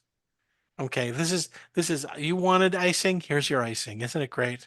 This is the best icing you've ever eaten, isn't it? Yes, it is. There's not even cake. It's just icing. Isn't that fucking awesome? And there's nothing wrong with just icing so long as you entertain me. Okay. So long as I'm entertained. Just like if you wear a scary mask while jerking me off, I'm getting jerk off, and so I'm happy. Exactly. Do whatever you want at that point. Do whatever you want at that point. Yippee. And at this point, what I appreciate are the characters, the storytelling, how they're subverting things within the story, and how this is like if the Wizard of Oz didn't have the framing device. Oh, it turns out it was a dream. They let us know up front. This isn't actually happening. This is a made-up book in this made-up world that these two people live in. And yet, because this is one of the reasons why I love storytelling, you still get caught up in it. Yeah. It's literally someone telling you this didn't really happen. One of the greatest things about human beings is their ability to be told to their face, this is bullshit, and you still get emotionally involved. Absolutely. That's one of my favorite things. It's why I love puppets so much. Put a puppet on your arm and puppet it to someone, and they start talking to the puppet. And they know, they watched you put on the puppet. They can see your mouth moving, but they're talking to the puppet. They're talking to the puppet. Absolutely. A human race's ability to believe in horse shit is a terrible and amazing thing. But there does need to be some artistry to it. I mean, then that, to me, that's the real art of storytelling, is that whether it's a movie or a book or a stage performance. I mean, I love stage magic. That the magician didn't really solve the hand. Like that there's a trick to it, that what you're seeing is not really happening. And yet, if skilled enough magician, if it's a clever enough setup, if it's a good enough performer, it doesn't matter. I've seen David Copperfield fly on TV. I don't know how many times. I know exactly how he does it. It doesn't matter. It doesn't matter. Yeah. Because that's the art of storytelling. Yeah, I agree. Never interrupt me again. I'm sorry. I apologize. No, I just realized when he did, I said, wow, Steve, I don't think we've been doing this for nearly 11 years, and I don't think Steve has ever interrupted my part. And then you jump in and say something important. I went, Jesus, the ball's on this guy. No, what were you gonna say? That's what Grandpa said to Fred Savage when he was reading it. Don't ever interrupt me again. Never. You interrupt me again, and you're getting the stick. You got it. You get it? But no, that's what I love about the movie is that is an important movie. Not really. Is it fun? Sure, it's a fun movie, and I enjoy it, and I think it's pure entertainment. Is it going to solve, our nation's problems? No, not really. But it doesn't need to. It just needs to make us feel good. Yeah. And we laugh at it, and we appreciate certain things about it. And then it's over and we can get on with our lives. We don't have to sit there and contemplate something. It's just fun. And you think about it the next time you read a story to your kid. It's not something Steve's ever going to experience because he's dead inside. The closest thing he has to children are the dead spirits of babies that are inside of his soul. That's it. Oh yeah. All the ejaculated sperm that never became children. Yes, yes. There are multitudes on several socks everywhere, all lamenting that they never got a chance to exist. Yes, my children. Yes, Cry out children. to me. Anyway, I loved it. Steve, you loved it? I loved it. It's great. Now, come up with something that you didn't like. Well, here's the one I'm not recommending, and I think I'm pretty sure I have not recommended this one at least once before. I don't care. Every time I hear somebody say they like this movie, I die a little bit inside. It's and I will not miss any opportunity to slander this film to the end of time because it's a bullshit, shitty movie, and I don't care who thinks I'm wrong. I'm not recommending another Cary Elwes movie. Mm-hmm. Like most of his movies, unfortunately, is not nearly as good as The Princess Bride. He doesn't have. Yeah, he didn't get too many licks at the. No. But I'm not recommending an absolutely wretched, completely laugh-free comedy called Robin Hood Men in Tights. Oh God, again. Every time I mention Robin Hood in one of my YouTube videos, because look, I understand. Like, I am a defender of Robin Hood, Prince of Thieves. You're a defender of what I think is arguably the worst. So I get it. Like, I've been there, right? I've been in that situation. I know what it's like when everybody's against me. When everybody's against you, right? Why but does I am everyone against hate you. me But for just an opinion? I don't get it. Why? But if you like Robin Hood Men in Tights, I am against you. You are my enemy. Because every time I bring up Robin Hood, there's always someone in the comments, usually multiple someone's in the comments going, what about Men in Tights though? What about Men in Tights? And I'm like, oh, you mean that movie that made me laugh 0 times? Please, I love it so much. 0 times. You've got to love it. What? You have to like the same thing I like. But yeah, like I started because I saw it when it first came out when I was a teenager, and I thought it was terrible. I didn't laugh a single time. And I just kind of forgot about it. And then within the last couple years, like I started noticing people that I knew online were like, Robin Hood Men in Tights is really funny. And so I thought, well, maybe it's one of those things where like I saw it when I was a kid, and if I see it again as an adult, I'll look at it a different way, right? So I watched it again like a couple years ago. And it was exactly the same. I didn't laugh a single fucking time. It's one of the worst comedies I've ever seen. It's fucking terrible. And I'm a big fan of a lot of the people in it. I like Cary Elwes. I love Mel Brooks. I mean, Jesus Christ, Mel Brooks is a genius. It's one of the worst Mel Brooks. It would be the worst Mel Brooks movie if he hadn't then gone and done Dracula Dead and Loving It like right after that. You mean his which is even worse. Which is even worse. Yeah. His last movie. And hopefully that was a point where Mel himself probably said, you know what? I'm done. I'm just going to rest on my laurels and let people will forget about this, and they'll remember Young Frankenstein and Blazing Saddles, and I'll be fine. Right. And yeah, it's a terrible, terrible movie.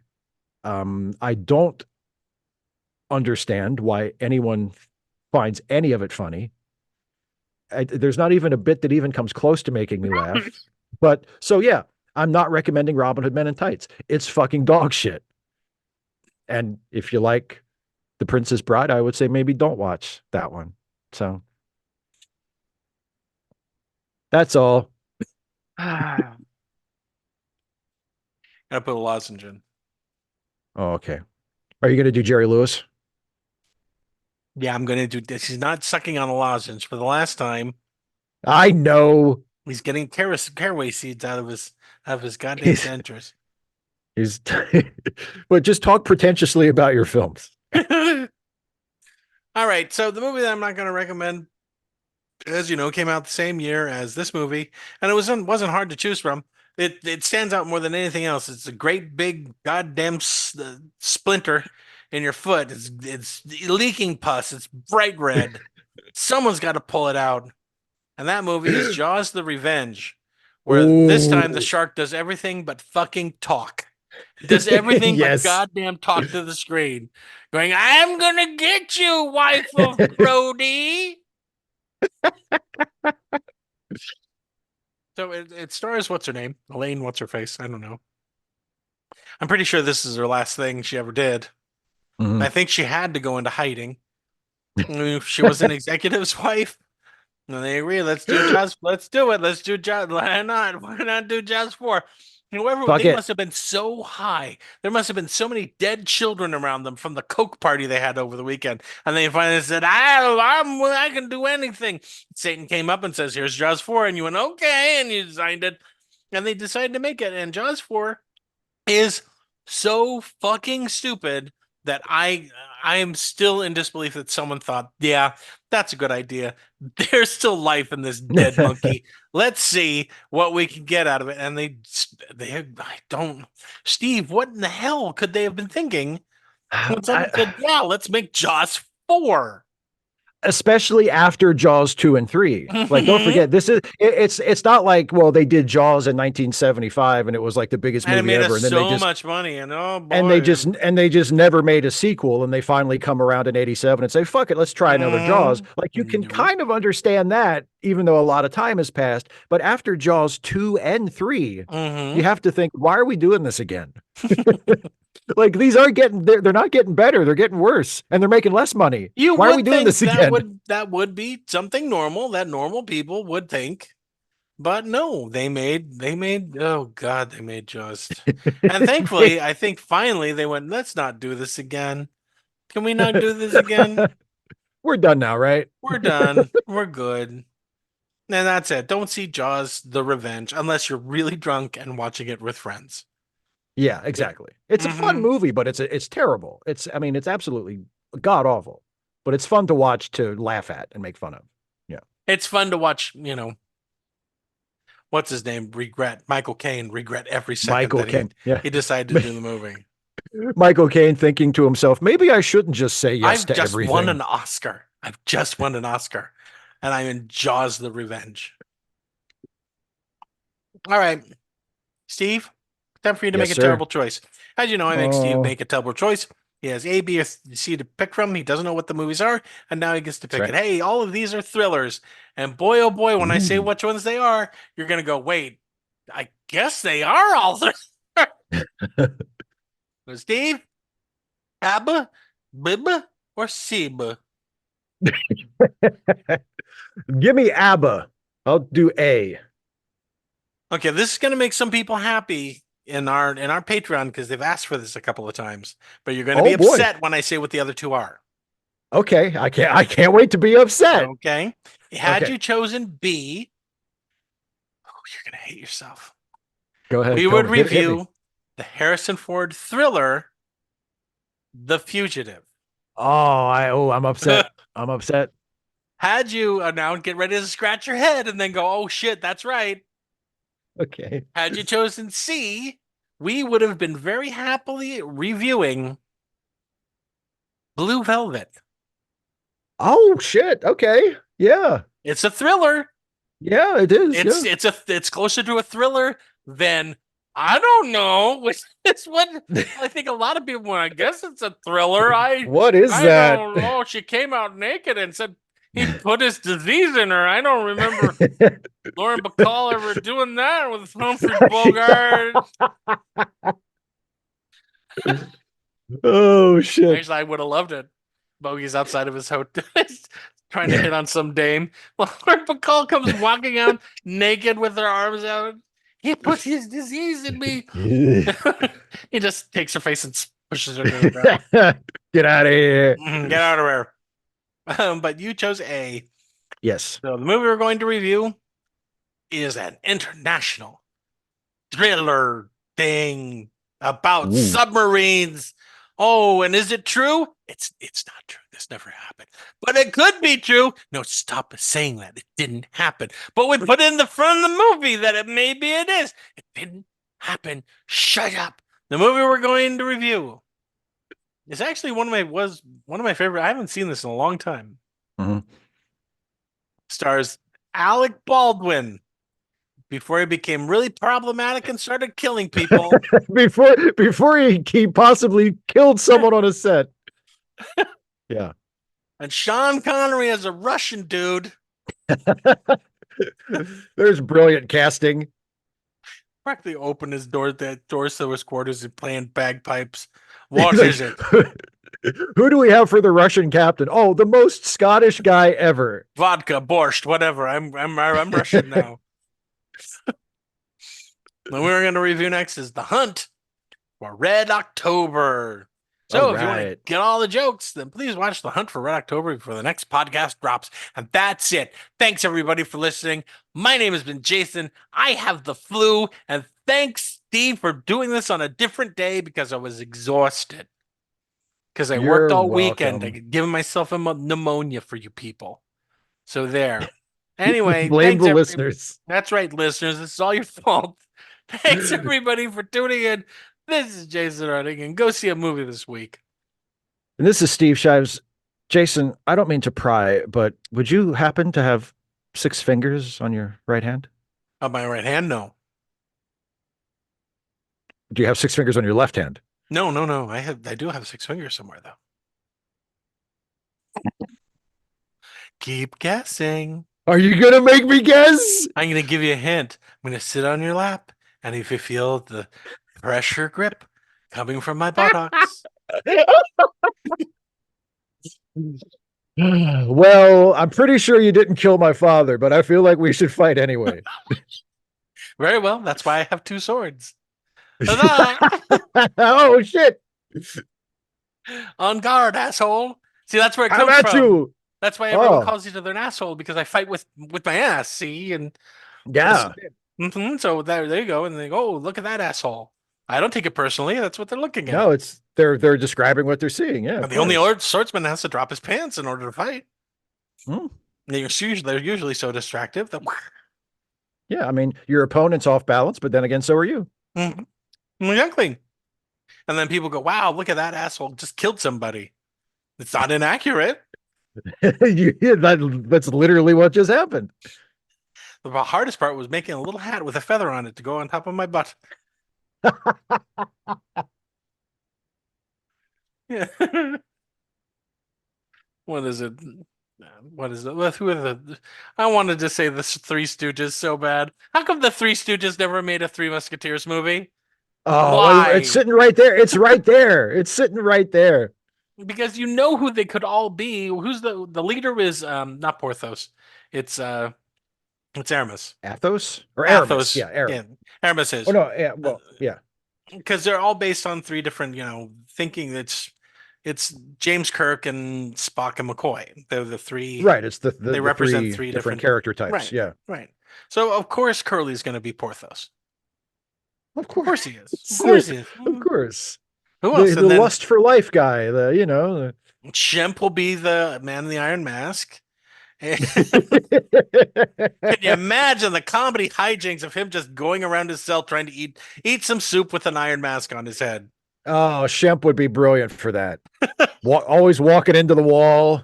Actually, now I want to go back in time and make this fucking thing. I know, right? You could have all 4 Stooges in the same movie. And you know what? That would be so great. And good for Shemp. Shemp doesn't get his respect. Shemp is my favorite. Shemp does not get nearly as much respect. No. He let his brother go off and become famous, and then when he got sick, he stepped in. That's a brother. That's a brother. That's a mesh. That's right. We got to do one of their movies, but I don't think they made very many. No, they mostly just did shorts. Yeah, they stuck to what they were good at. Yeah. So they said, hey, You want to do it, make a 2.5 hour movie? And they said, I don't think people could take us for 2.5 hours. that was they said, let Laurel and Hardy do that shit. We're going to stick to the 10-minute ones. Okay. Don't we hurt ourselves enough just making a 10-minute short? Can we not? Right. Can we avoid that, please? Yeah. Do you think anybody's going to get invested in a story with us? And if you think about it, the Three Stooges lasted a lot longer than the Marx Brothers. Yes, they both kind of started out at more or less the same time. The Marx Brothers ran their course. They made a certain number of movies, and then they kind of drifted away and didn't do anything until TV came along and Groucho took over TV. And that was it. But they didn't really do anything past that point. The Stooges just kept going and going and going. That's and they right. hit television. They started doing TV until they started getting really old and you didn't want to watch them hurting each other anymore. You just please make Grandpa started stop. to get uncomfortable. Have Grandpa take off that wig and just come on. Do we have to watch them? Until they ran out of Shemp got sick, and then they had to find people. The that original weren't related Curly to was them. gone. Yeah, Curly Joe came in. What was it? Well, not Fred Besser. Joe Besser. Joe Besser. Yeah, Curly Joe. Yeah. Yeah. Who was, by the way, fucking hilarious on the Abbott and Costello show. Here you have a man in his 50s playing a little kid, this 4-year-old kid with the the little Dutch boy outfit with the little Lord Fauntleroy outfit. Have I ever told you the funniest thing that I've ever seen ever is on the Abbott and Costello thing? So Lou and Bud are arguing, right? And Joe Besser, dressed up like this little kid, keeps walking back and forth with a cup of water. And Lou says, I can't remember his name is Stinky. I think his name was Stinky or something like that. Stinky, why do you keep running back and forth? And he says, because I need water. And he comes walking back and he goes, what do you need water for? To put out the fire.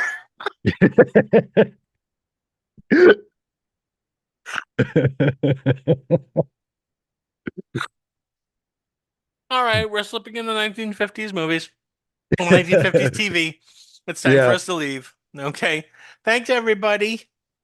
Bye, everybody. Bye, everybody. I'm not waving this time because they can't see me because this is just the podcast part. It's just for the listeners. I wave to the people that are important. Oh, yeah, that's right. So what happened last night, Steve?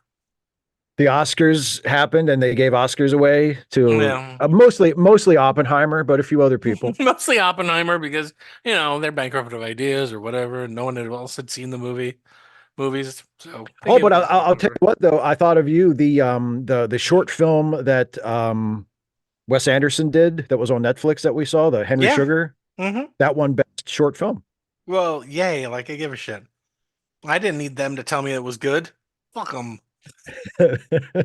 No, I was like, fuck them. I don't give a shit. Oh boy, the Oscars. Gicky. Anyway, so the Oscars happened last night.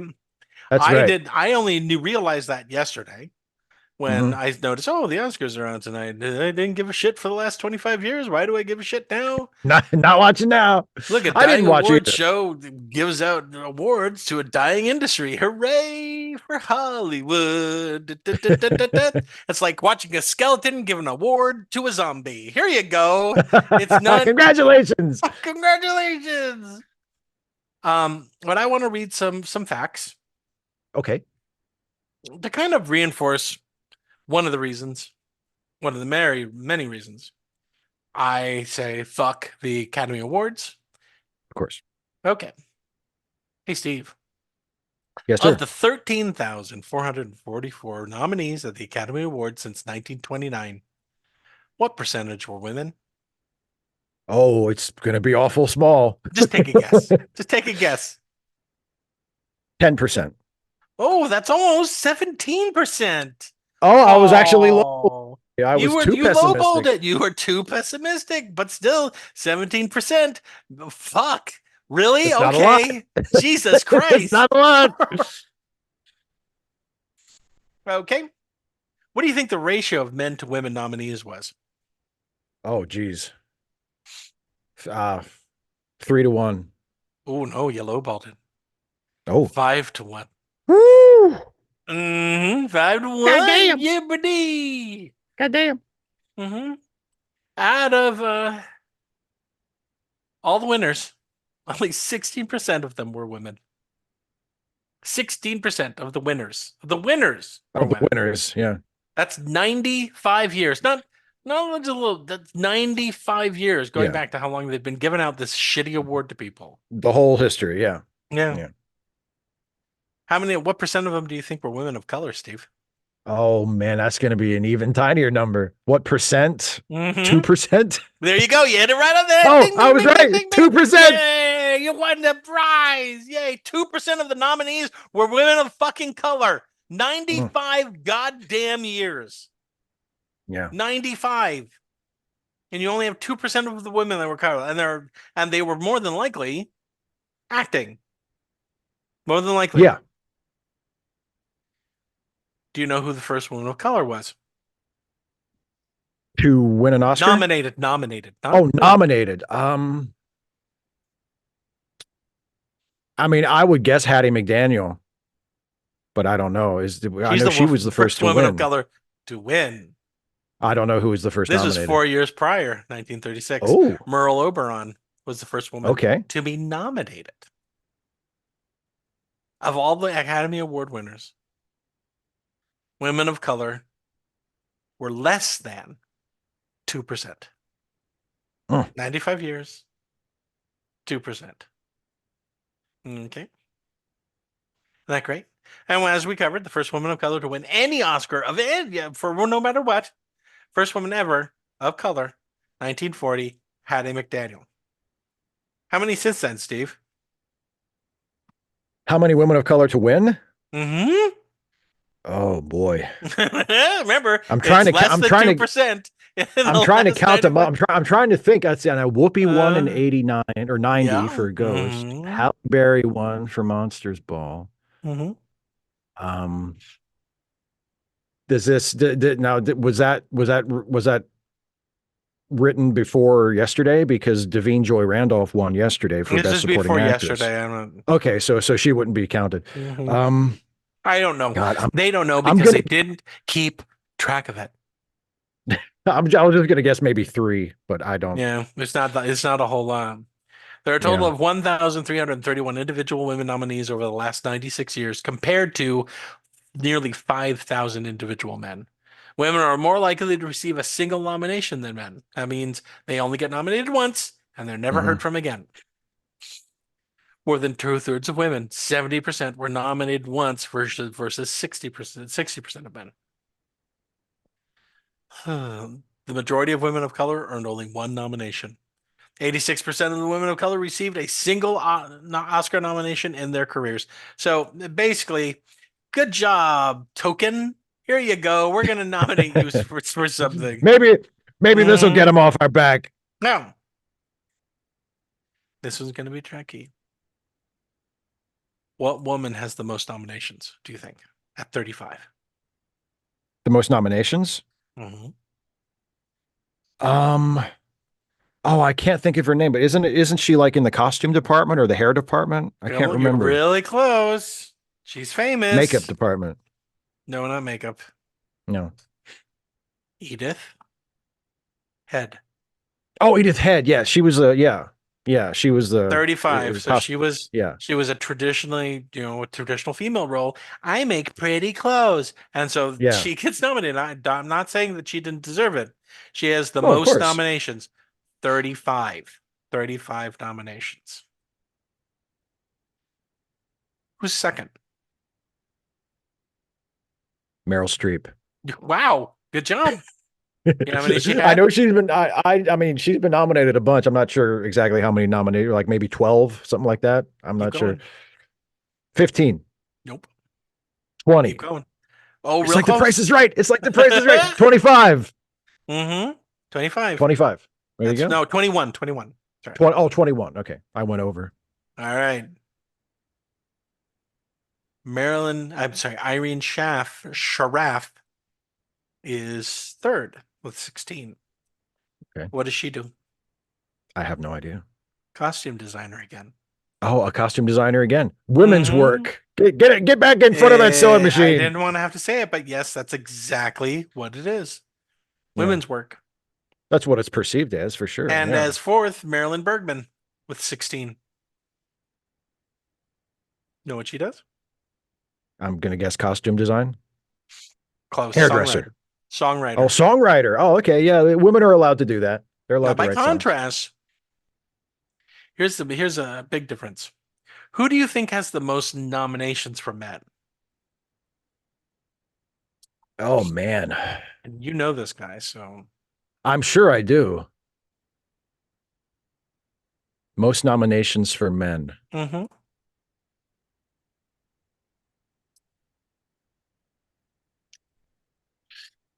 I have no.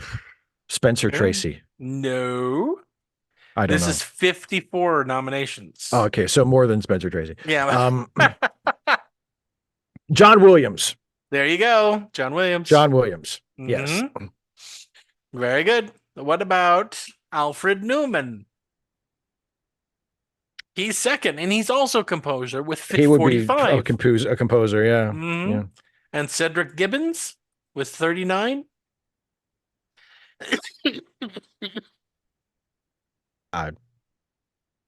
He was a director. Never heard of him. A director. 39 nominations. Probably not. No, I can't place him. All three of them have more than the most nominated men. Yeah. Most Most nominated women. Yeah. And they're not even directors, actors, whatever. Okay. Okay. The highest number of nominations for any woman of color was 4. That's it. 4. Mm-hmm. So there are a total of 6 women who have received 4 nominations over the last 96 years. That's Ruthie Carter, Penelope Cruz, Viola Davis, Eileen Lee, Yolanda Tosenberg, and Chloe Zhao. That's it. Yeah. Those are the ones that have all been nominated. But they didn't win. Not necessarily. Yeah. So when people ask me, oh, but don't you remember the Academy Award did the Year of the Woman? I like, oh boy, a whole year? Yeah. Ooh. I said, you guys don't honestly think that you guys still have a problem when you've had women working in the industry this entire time and you don't nominate them and they don't win? Hey, Steve. Yes. Name an Academy Award-winning female director. The only one I can think of off the top of my head is Catherine Bigelow. That's it, right? Yeah, because she won. She won because she won. Like, I know she won. Now there has been one that's more recent, and I can't remember her name. Mainly because I had given up on the Academy Awards a long time ago, so I really didn't give a shit. Because I know that they don't make decisions based on who's the best. They make decisions on what can get them out of trouble. Right? Yeah. Yeah. They pay attention to go, okay, well, too many white dudes. Let's do something to make it look like we're doing okay. Let's get some women nominations and some people of color nominations. Let's make the year of the black person. We can't do that. You can't call Why it can't that. we do that? Well, why not? That kind of gives it away. We have to do a year. Yeah, welcome to Oscars. You're totally equal, where no white person is present ever at all, except for all of the nominees. Except for the nominees. Well, we're going to posthumously give Academy Awards to every single person in the entertainment industry that wasn't white for the last 95 years, and then pretend like we have never done anything fucking wrong. Not us. Nope. We're always great. What about gay people? Shut up. We don't need to do that. Next year of the gays. Yippee. Up that rainbow. We're going to call the Oscars over the rainbow celebration. What? We're doing it. Shut up. We're fine. We're doing it. Get off our fucking backs. We're doing it. Because there's nothing better than when you force us to be decent. Let's face facts, guys. When it comes to Hollywood, it's kind of like telling your brother to do something nice to somebody. You know? So they're hitting a kid. They're just punching a kid directly in the face. Bam, bam, bam. And the well-meaning mom comes out and says, Charlie, you stop hitting that child in the face. And he goes, fine. Say something nice about him. I can't hear you. I guess he's nice to me during English class. There now, don't you feel better? And then as soon as no one's looking, bash, bash, Exactly. bash, bash. It accomplishes nothing. They'll only do it because they think people are paying attention and they'll get upset. The minute they don't think they're going to get upset, they go right back to doing whatever it is they're going to be doing. Right now, I have no doubt that all of them are just jonesing. Their fucking balls are filled. They've got blue balls because they want to make all these movies about old men having sex with little girls, and they can't do it because all the eyes are on them right now. Not only that, but even in a less like evil way, like remember, and it seems like this happens every couple years when a movie comes out that is, fairly high profile or gets nominated for awards or whatever. And it's like, sometimes it's a cis actor playing a trans character. Sometimes it's, a hetero actor playing a gay character, but whatever it is, it's someone playing a character who is of a marginalized identity, but the actor playing them is not. And everyone, and someone will say, there are trans actors they could have cast in this part.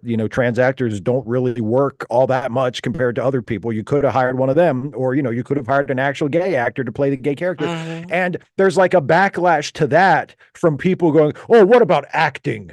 What about actors? What about the actor who wants to play that character?" And I'm like, okay, are you really seriously arguing that we should care more about like a straight guy's right to play a gay guy than we should care about a gay actor's right to work?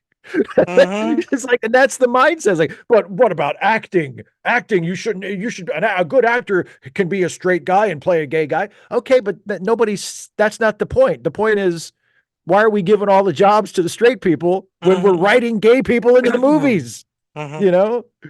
But you can't, but that's so, even if you leave aside that we want to make movies about child molestation, like anytime you make any token move towards inclusivity and, let's broaden the circle a little bit, there's always a backlash from people going, "Oh, but that's not what about acting? Why, if I'm a straight guy, why can't I play a gay guy?" Like, nobody said you can't, dude. That's not the point. I don't know. I don't care. I just, here's the thing. They're not going to learn. They're not going to learn anything. They're not going to, no matter how many people throw it in their face. Hey, you know what? Everything that you do is demonstrative. You don't actually believe in any of this shit. They're not going to change. And then the industry is going to change to such a degree that it's not, they're going to, "Hey, I blame that AI for putting this inappropriate content in this movie." And it's like, I'm sorry. It's the AI's fault that you wanted to. I mean, here's the thing. Here's the scariest thing. And I didn't think about this tonight. AI is going to produce what you put in it, right? Right. Oh, yeah. And so some guy is going to sit down. He's going to peel off the children off his body and goes, "AI computer, please make me a romantic comedy." And it's going to spit out a movie in which a man falls in love with a 12-year-old boy. Right. And he's because going it's to go, trained on. We can't sell that. And it says, "I only learn what you put in me." It's like, okay, wait a minute. I learned it from watching you. I want a story about a man falling in love with a woman. Bam. Okay, this is 3 young girls and a man. This is what I have been told. This is what you want. Why are you denying it? If you add up this their is who ages, you are. If you add up their ages, it is 21. No. I can't make this one either. They're going to come and get me if I release this onto the internet. What's the movie that just everyone's been freaking out about? Miller's Girl, right? Okay. Have you heard of this? I haven't heard of this. It's the Jenny Ortega, Martin Freeman movie. I haven't heard about this. Okay, it's a thriller. I haven't seen it. I really don't have any design, and I think it's about an 18-year-old girl and her teacher fucking each other. I think. I don't know. It could just be about a writing assignment or something like that. Haven't heard that idea before. But or she presses charges on him or something like that, because that's what we need. We need more stories about girls pressing false charges against adult males. That's great. That's really what our society needs In to our focus world, on right that's now. our primary concern. Women are always lying about sexual assault. You know, all of those rape allegations aren't true. You know, sometimes women make stuff up. All right, Joe Rogan, shut up. I don't know what it is, but it's like it didn't get great reviews, but everyone was talking about it because I guess Jenny Ortega is the latest thing. Meanwhile, we have Yeah, other people she's telling hot that right now. woke is over because a woman has tits. And I'm What like, is with that? What? I What was are you so talking about? I was following that on Twitter. I was so confused. I was like, is I Sydney don't Sweeney understand what woke is, but I saw tits and now I know it's done. I was like, what? There have been so many beautiful blonde white actresses. They never went away. It's not like they're acting like Sydney Sweeney being successful and being like a conventionally attractive blonde Yes. girl, blonde white girl with you know, voluptuous. They're like, finally a beautiful white blonde girl. Like, where have you been? There's nothing but beautiful white blonde women. At no point did that They go never away. went away. They never went away. Well, you are twisting yourself up into knots. We've had lots of actresses have sex scenes with boobs in them, and you apparently didn't see any of those. It's such a weird, like, completely made up thing to be mad about. It's like you're mad about something that didn't happen. Since when did they stop putting hot girls in movies? Here's the thing. Woke has been around for a long time. I have no problem saying to anyone, yes, I enjoy tits very much. I'll even say the word tits. I enjoy boobs very much. There's nothing wrong with There's admitting nothing that wrong you with like, saying that you like something.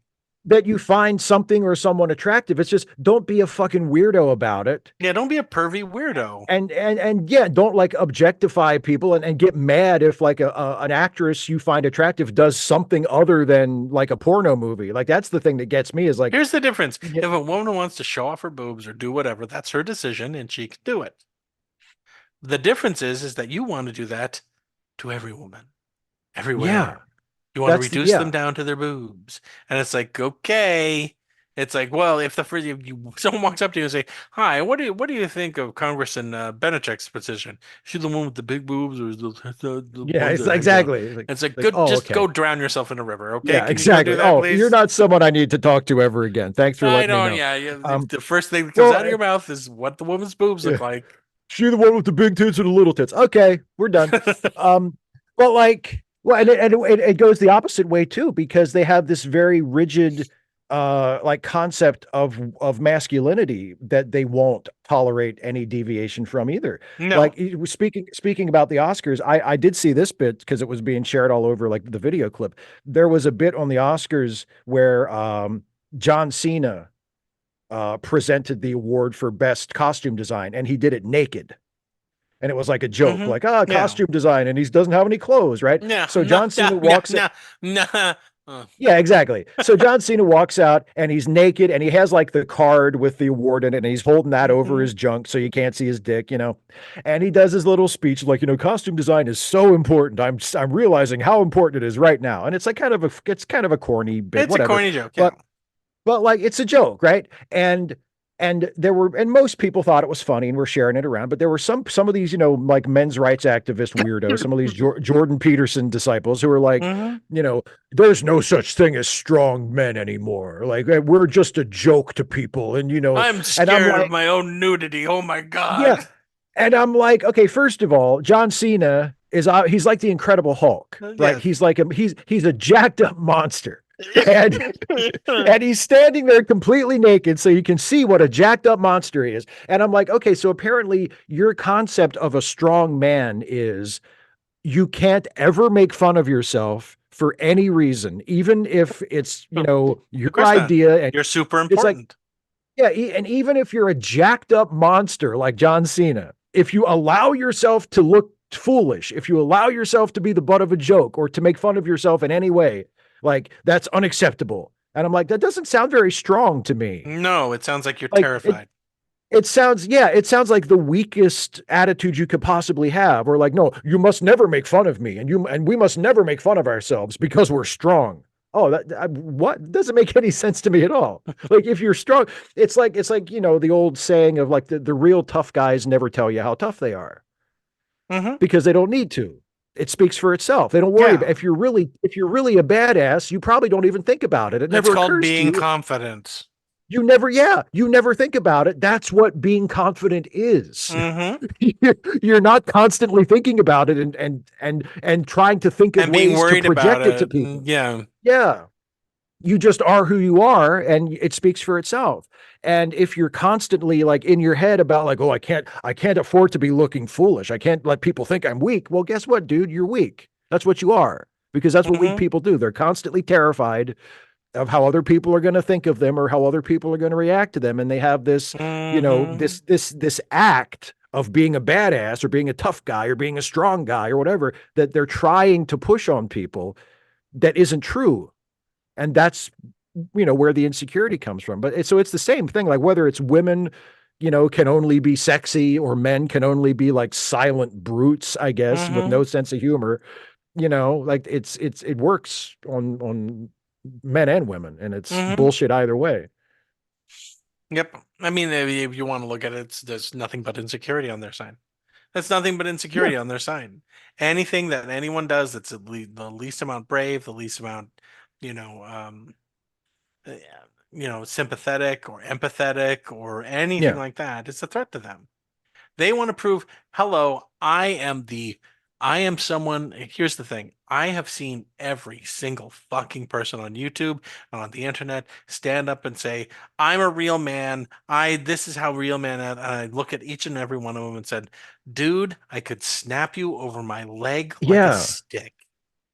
And it's like, I know where this is coming from. This is you from the safety of your internet and your stupid fucking followers saying things, shouting things out Yeah. loud, but you'd fold like a deck of cards. And the minute someone stepped up to you and said, I'm going to beat the shit out of you, you would scream like you did in high school and run to a whatever authority figure and say, they tried to hurt me. I'm a better person because I don't have to prove how, all this other horse shit. Yeah. When it comes right down to it, and I don't want to boast or anything like that, but I never got beat up in high school. Not really. I got in a couple of fights, Mhm. but I never got beat up. And the whole point is that most of those guys trying to start a fight, something was going on at home.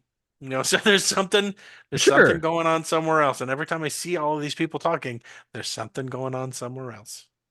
Sure. There's something wrong at home with your wife. God knows, maybe the first time she saw you naked, she laughed by accident.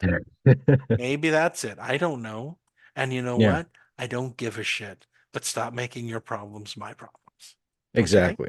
Stop it. I don't care if you ever get laid or if you come in your shorts before you can even take them off if you're with a woman. I don't give a shit. But all you're Exactly. doing is demonstrating to me, hi, I'm insecure and I'm afraid what people will say if they see my dick. That's basically it. That's basically it. I personally here's how I think of accidental nudity. I don't want to embarrass anyone if they accidentally see me naked. Not, Right. oh Yeah. no, they saw my dick. It's not like, oh no, they saw my penis. I've got to run away now. I don't think that way. It's just not something that was ever in me, No. No. So yeah, I'm not saying yes, I want to run around with my dick out. I'm just saying it's one of those things where you're like, where I'm just not that insecure about it. If it happens, it happens. I'm also an actor. I've done very embarrassing things on stage that you would Yeah. think would be very embarrassing, but they're not. To me, Well, it's no, just performance. it's a performance if you're choosing to do them. Mm-hmm. If yeah, like I sometimes, Just like 'cause Cena did. Cena, that was yes, performance. he chose to. Well, yeah, and like because just to stick with Cena for a second, like there were people again, these same fucking mutants that had a problem with something like that. Like they would the same people that would talk shit about like Peacemaker and hate James Gunn's movies because Mm-hmm. because they've got jokes in them. And they're like, oh, you can't take anything seriously. It makes everything a joke. Like, what is your what happened to you that you think that like making fun of things and making fun of things in a way that doesn't denigrate other people, because that's the thing. They have no sense of humor Mm-hmm. unless it's you denigrating another person and putting another Mm-hmm. person down. If you're being clever or especially if you're making fun of yourself, oh, that's unacceptable. You can't do that. You Mm-hmm. can't. If a joke is when you put somebody else down. That's a joke. There was Anything something else, I and it's said not a in an joke. improv in college where I said, Jesus, your dad must have hit you so hard every time you laughed. And and Jesus afterwards, Christ. the guy came up and he said, that fucking hurt. And I said, well, it was an improv and you were doing this character who didn't seem to laugh. And so I just thought of it at the moment. Yeah. And he says, I think I know a guy who doesn't laugh. And I said, well, probably because his dad hit him real hard every time he laughed. But I mean, yeah. So how do we get here? I don't know. Anyway, yay, movies is so much fun. It's a great business. It's a They make great dreams come business. true. Yay! Oh boy. Anybody who has been in the business and got out, I hope you're living a nice life. I really do. Yeah. I hope you're doing well.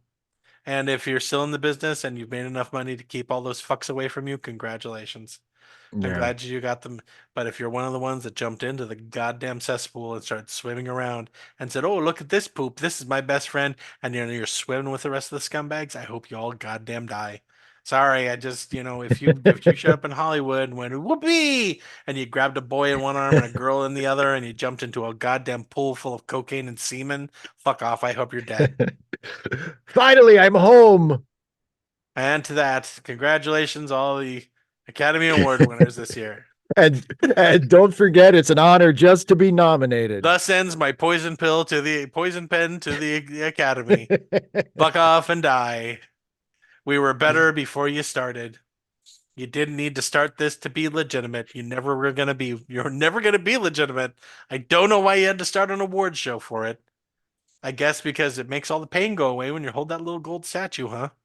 Right? Yeah. You don't remember Louis B. Mayer's balls flopping into your face while he fucked your mouth, right?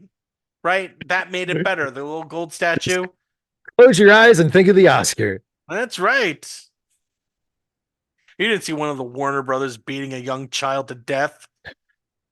Here's your gold statue. Shut the fuck up.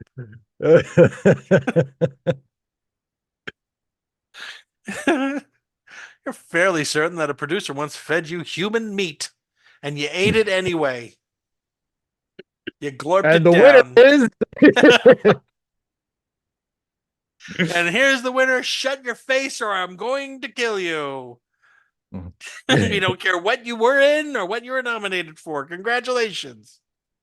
In all honesty, let me ask you this question. Yeah. How many people do you think have been murdered in the film industry? Oh, probably few. I would say more than a few. Probably a few. I mean, I'm sure some of those drug overdoses aren't really drug overdoses. I would imagine that some of the drug overdoses aren't drug overdoses. That some of the guys who died during World War II got pushed there. Well, you're not going to be missing much. You may as well join the army. Yeah, there you go. Hey, serve your country. Mm-hmm. And if you don't come back, we'll say your name during the Oscars ceremony. There you go. We'll try to remember to put you in the in memoriam. We hear that Clark Gable is suicidal and he just joined the Air Force. What? Like hell he did. No, he did. He was not. He did not care if he came back from that alive. He really didn't. Carol Lombard was some dead. money in that son like, of a bitch. Fuck this. Fuck it. There's nothing in Hollywood keeping me alive in it. I know I'm overage, but fuck it. I'm going to join the Air Force. I think it was. Did he join the Air Force? I can't remember. I can't remember what he did, what he joined, but yeah, he. Well, and then but I he think, was fucking upset. He did yeah. not want to be alive anymore, and I'm glad he got over it somehow. Well, he killed a whole bunch of people in the war. Well, from far away. I mean, yeah, which is the best way to do it. Then you don't have to feel bad. None of that all quiet on the Western Front shit where you have to stab the guy right in front of you. Kill him from an airplane. They still give you credit for it. Mm-hmm. Nope, it was Jimmy Stewart did. Yeah, Jimmy Stewart was an Air Force, not Air Force, an Army pilot. That was before we had an Air Force. I'm gonna go kill me some Krauts. Mm-hmm. Yeah. But then he turned around and played a Nazi. I don't get it. Because he was an actor. I'm alluding to the spirit of 70. of St. Louis. Oh yes, he was Lindbergh. Yes. Yeah, he was. Yeah, I hate the Jews. Yeah, Let's or cut something. that out, can we? Jews are making Yeah. the picture after all. I hate him though. I'm in character as Charles Lindbergh, and I hate the Jews. I hate Do you want them to work? so Continue much. to work, Jimmy? What? I love Jewish people. I think we can change the character for the sake of the film, don't you? Yes, Jimmy. Yes, I do. All right, that's it. Okay, everybody, that's it. We're done. We're done. We're done. We're over with. The next time we're gonna be doing that movie that Steve and I like called the Spirit the of Red submarine movie. October. Well, look at that, a submarine. Moose. The Scottish Russian. the last Admiral of Scotland. It's Russian roulette with your host Alec Baldwin. Let's see Jack Ryan that everybody forgot. Let's see Saturday Night Live come up with that fucking sketch. No, oh, they won't. Boy. Oh no, we got somebody else to play Trump this year. You're good. We got someone else. Probably You're Trump, good. knowing us. I'll do it. Just stick him in front of the camera and let him talk for 15 minutes. The funniest there's no thing. script. There's no Just script. do whatever the fuck you do. Talk about windmills, you freak. Why are you directing a microphone directly towards my butt? Just do what you need to do. Just do what you do, man. Just do what you need to do. We're gonna capture everything. If only. I will. You know what? What would make a great movie is if that they've decided we are going to have a microphone directed right at his butt during the only debate that he ever has.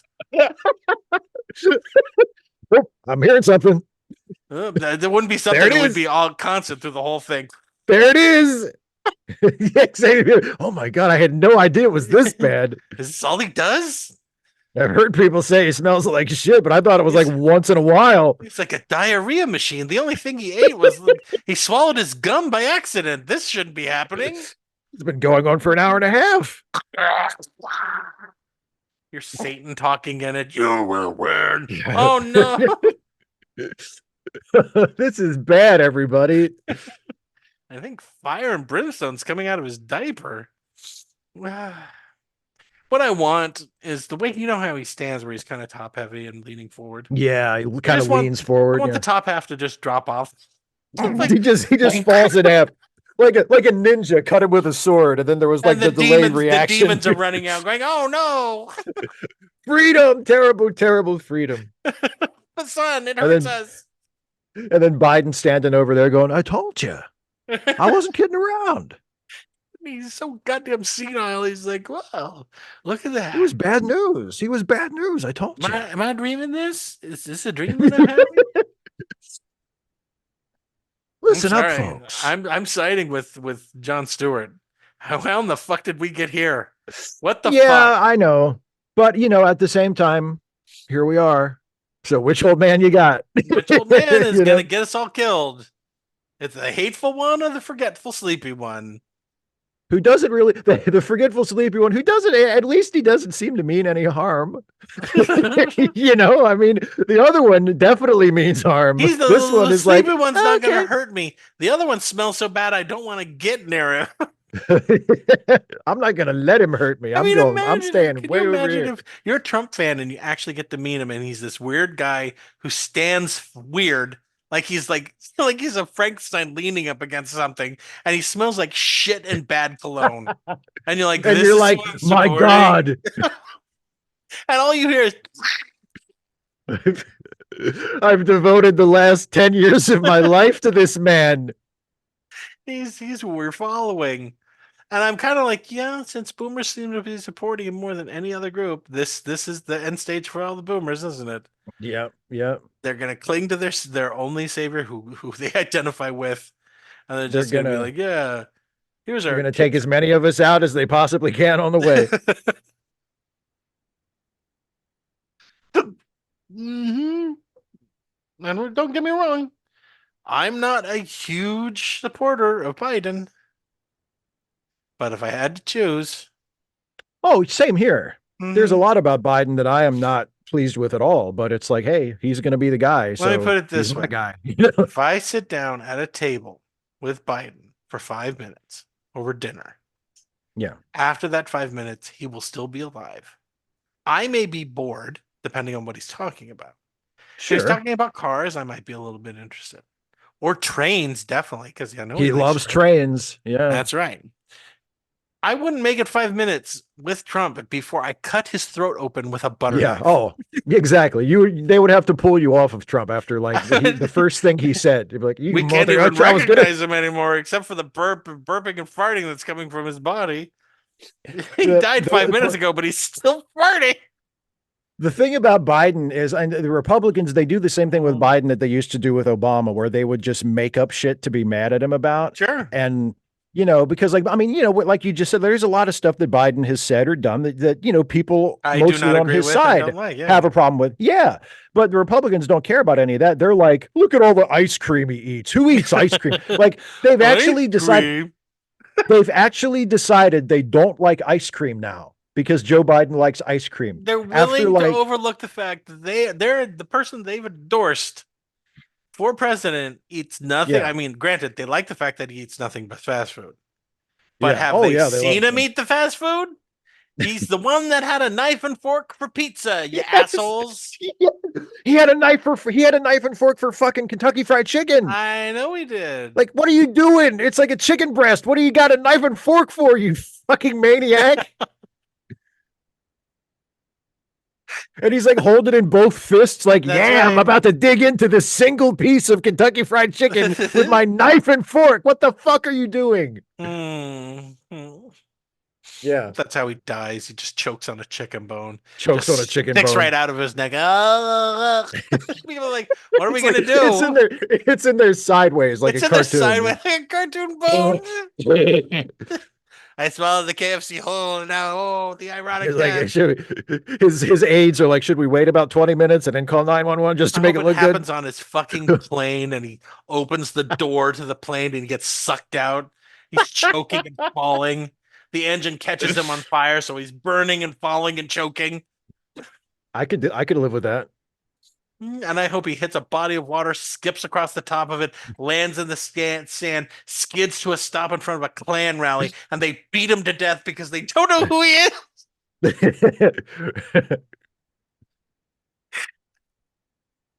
I could definitely live with it. I should be God.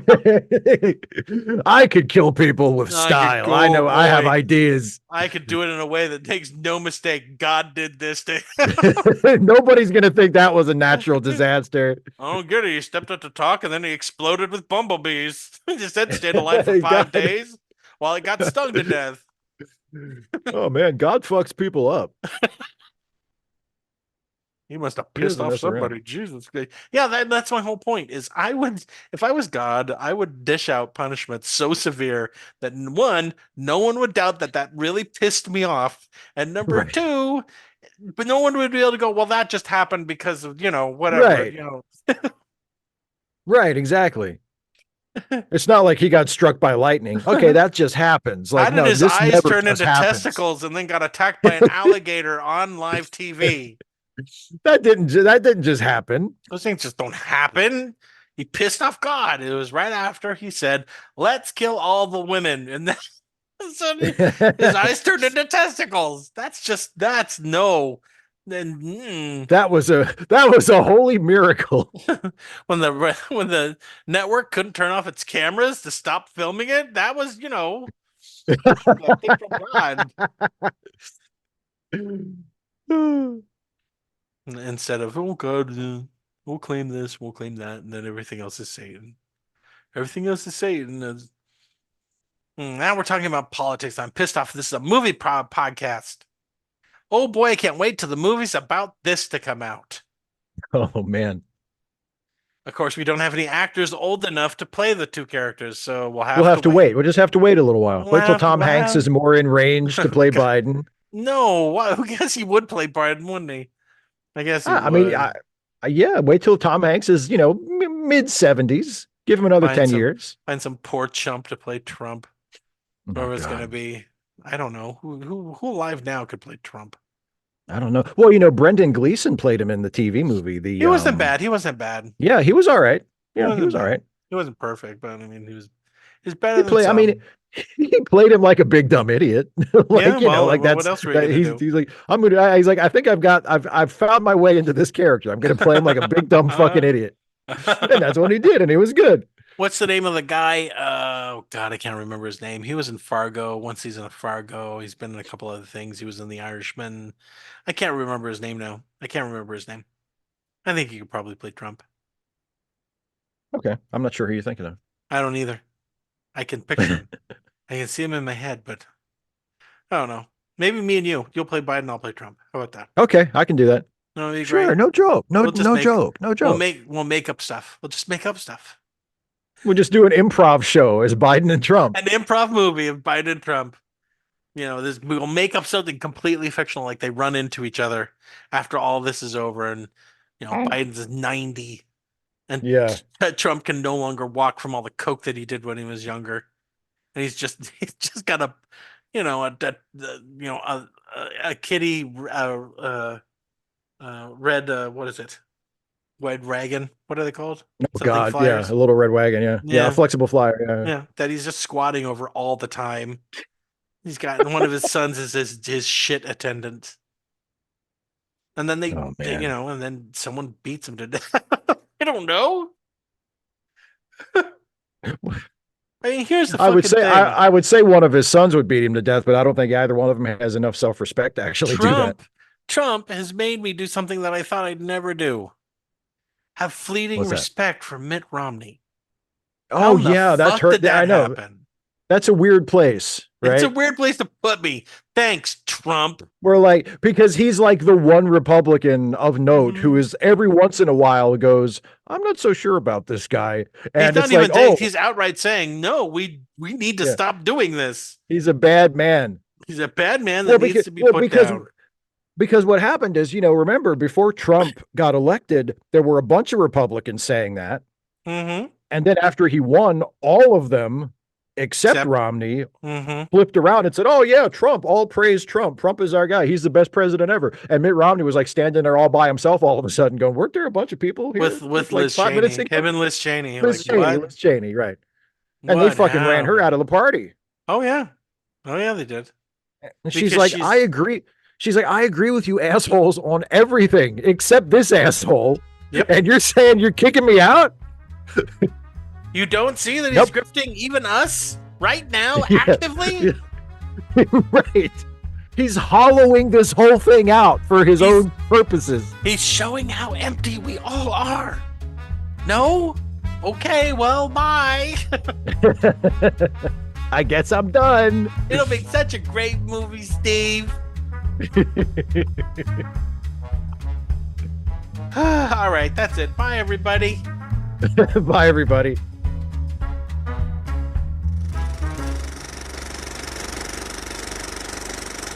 Late Seating is a Let Me Listen podcast production featuring Steve Shives and Jason Harding.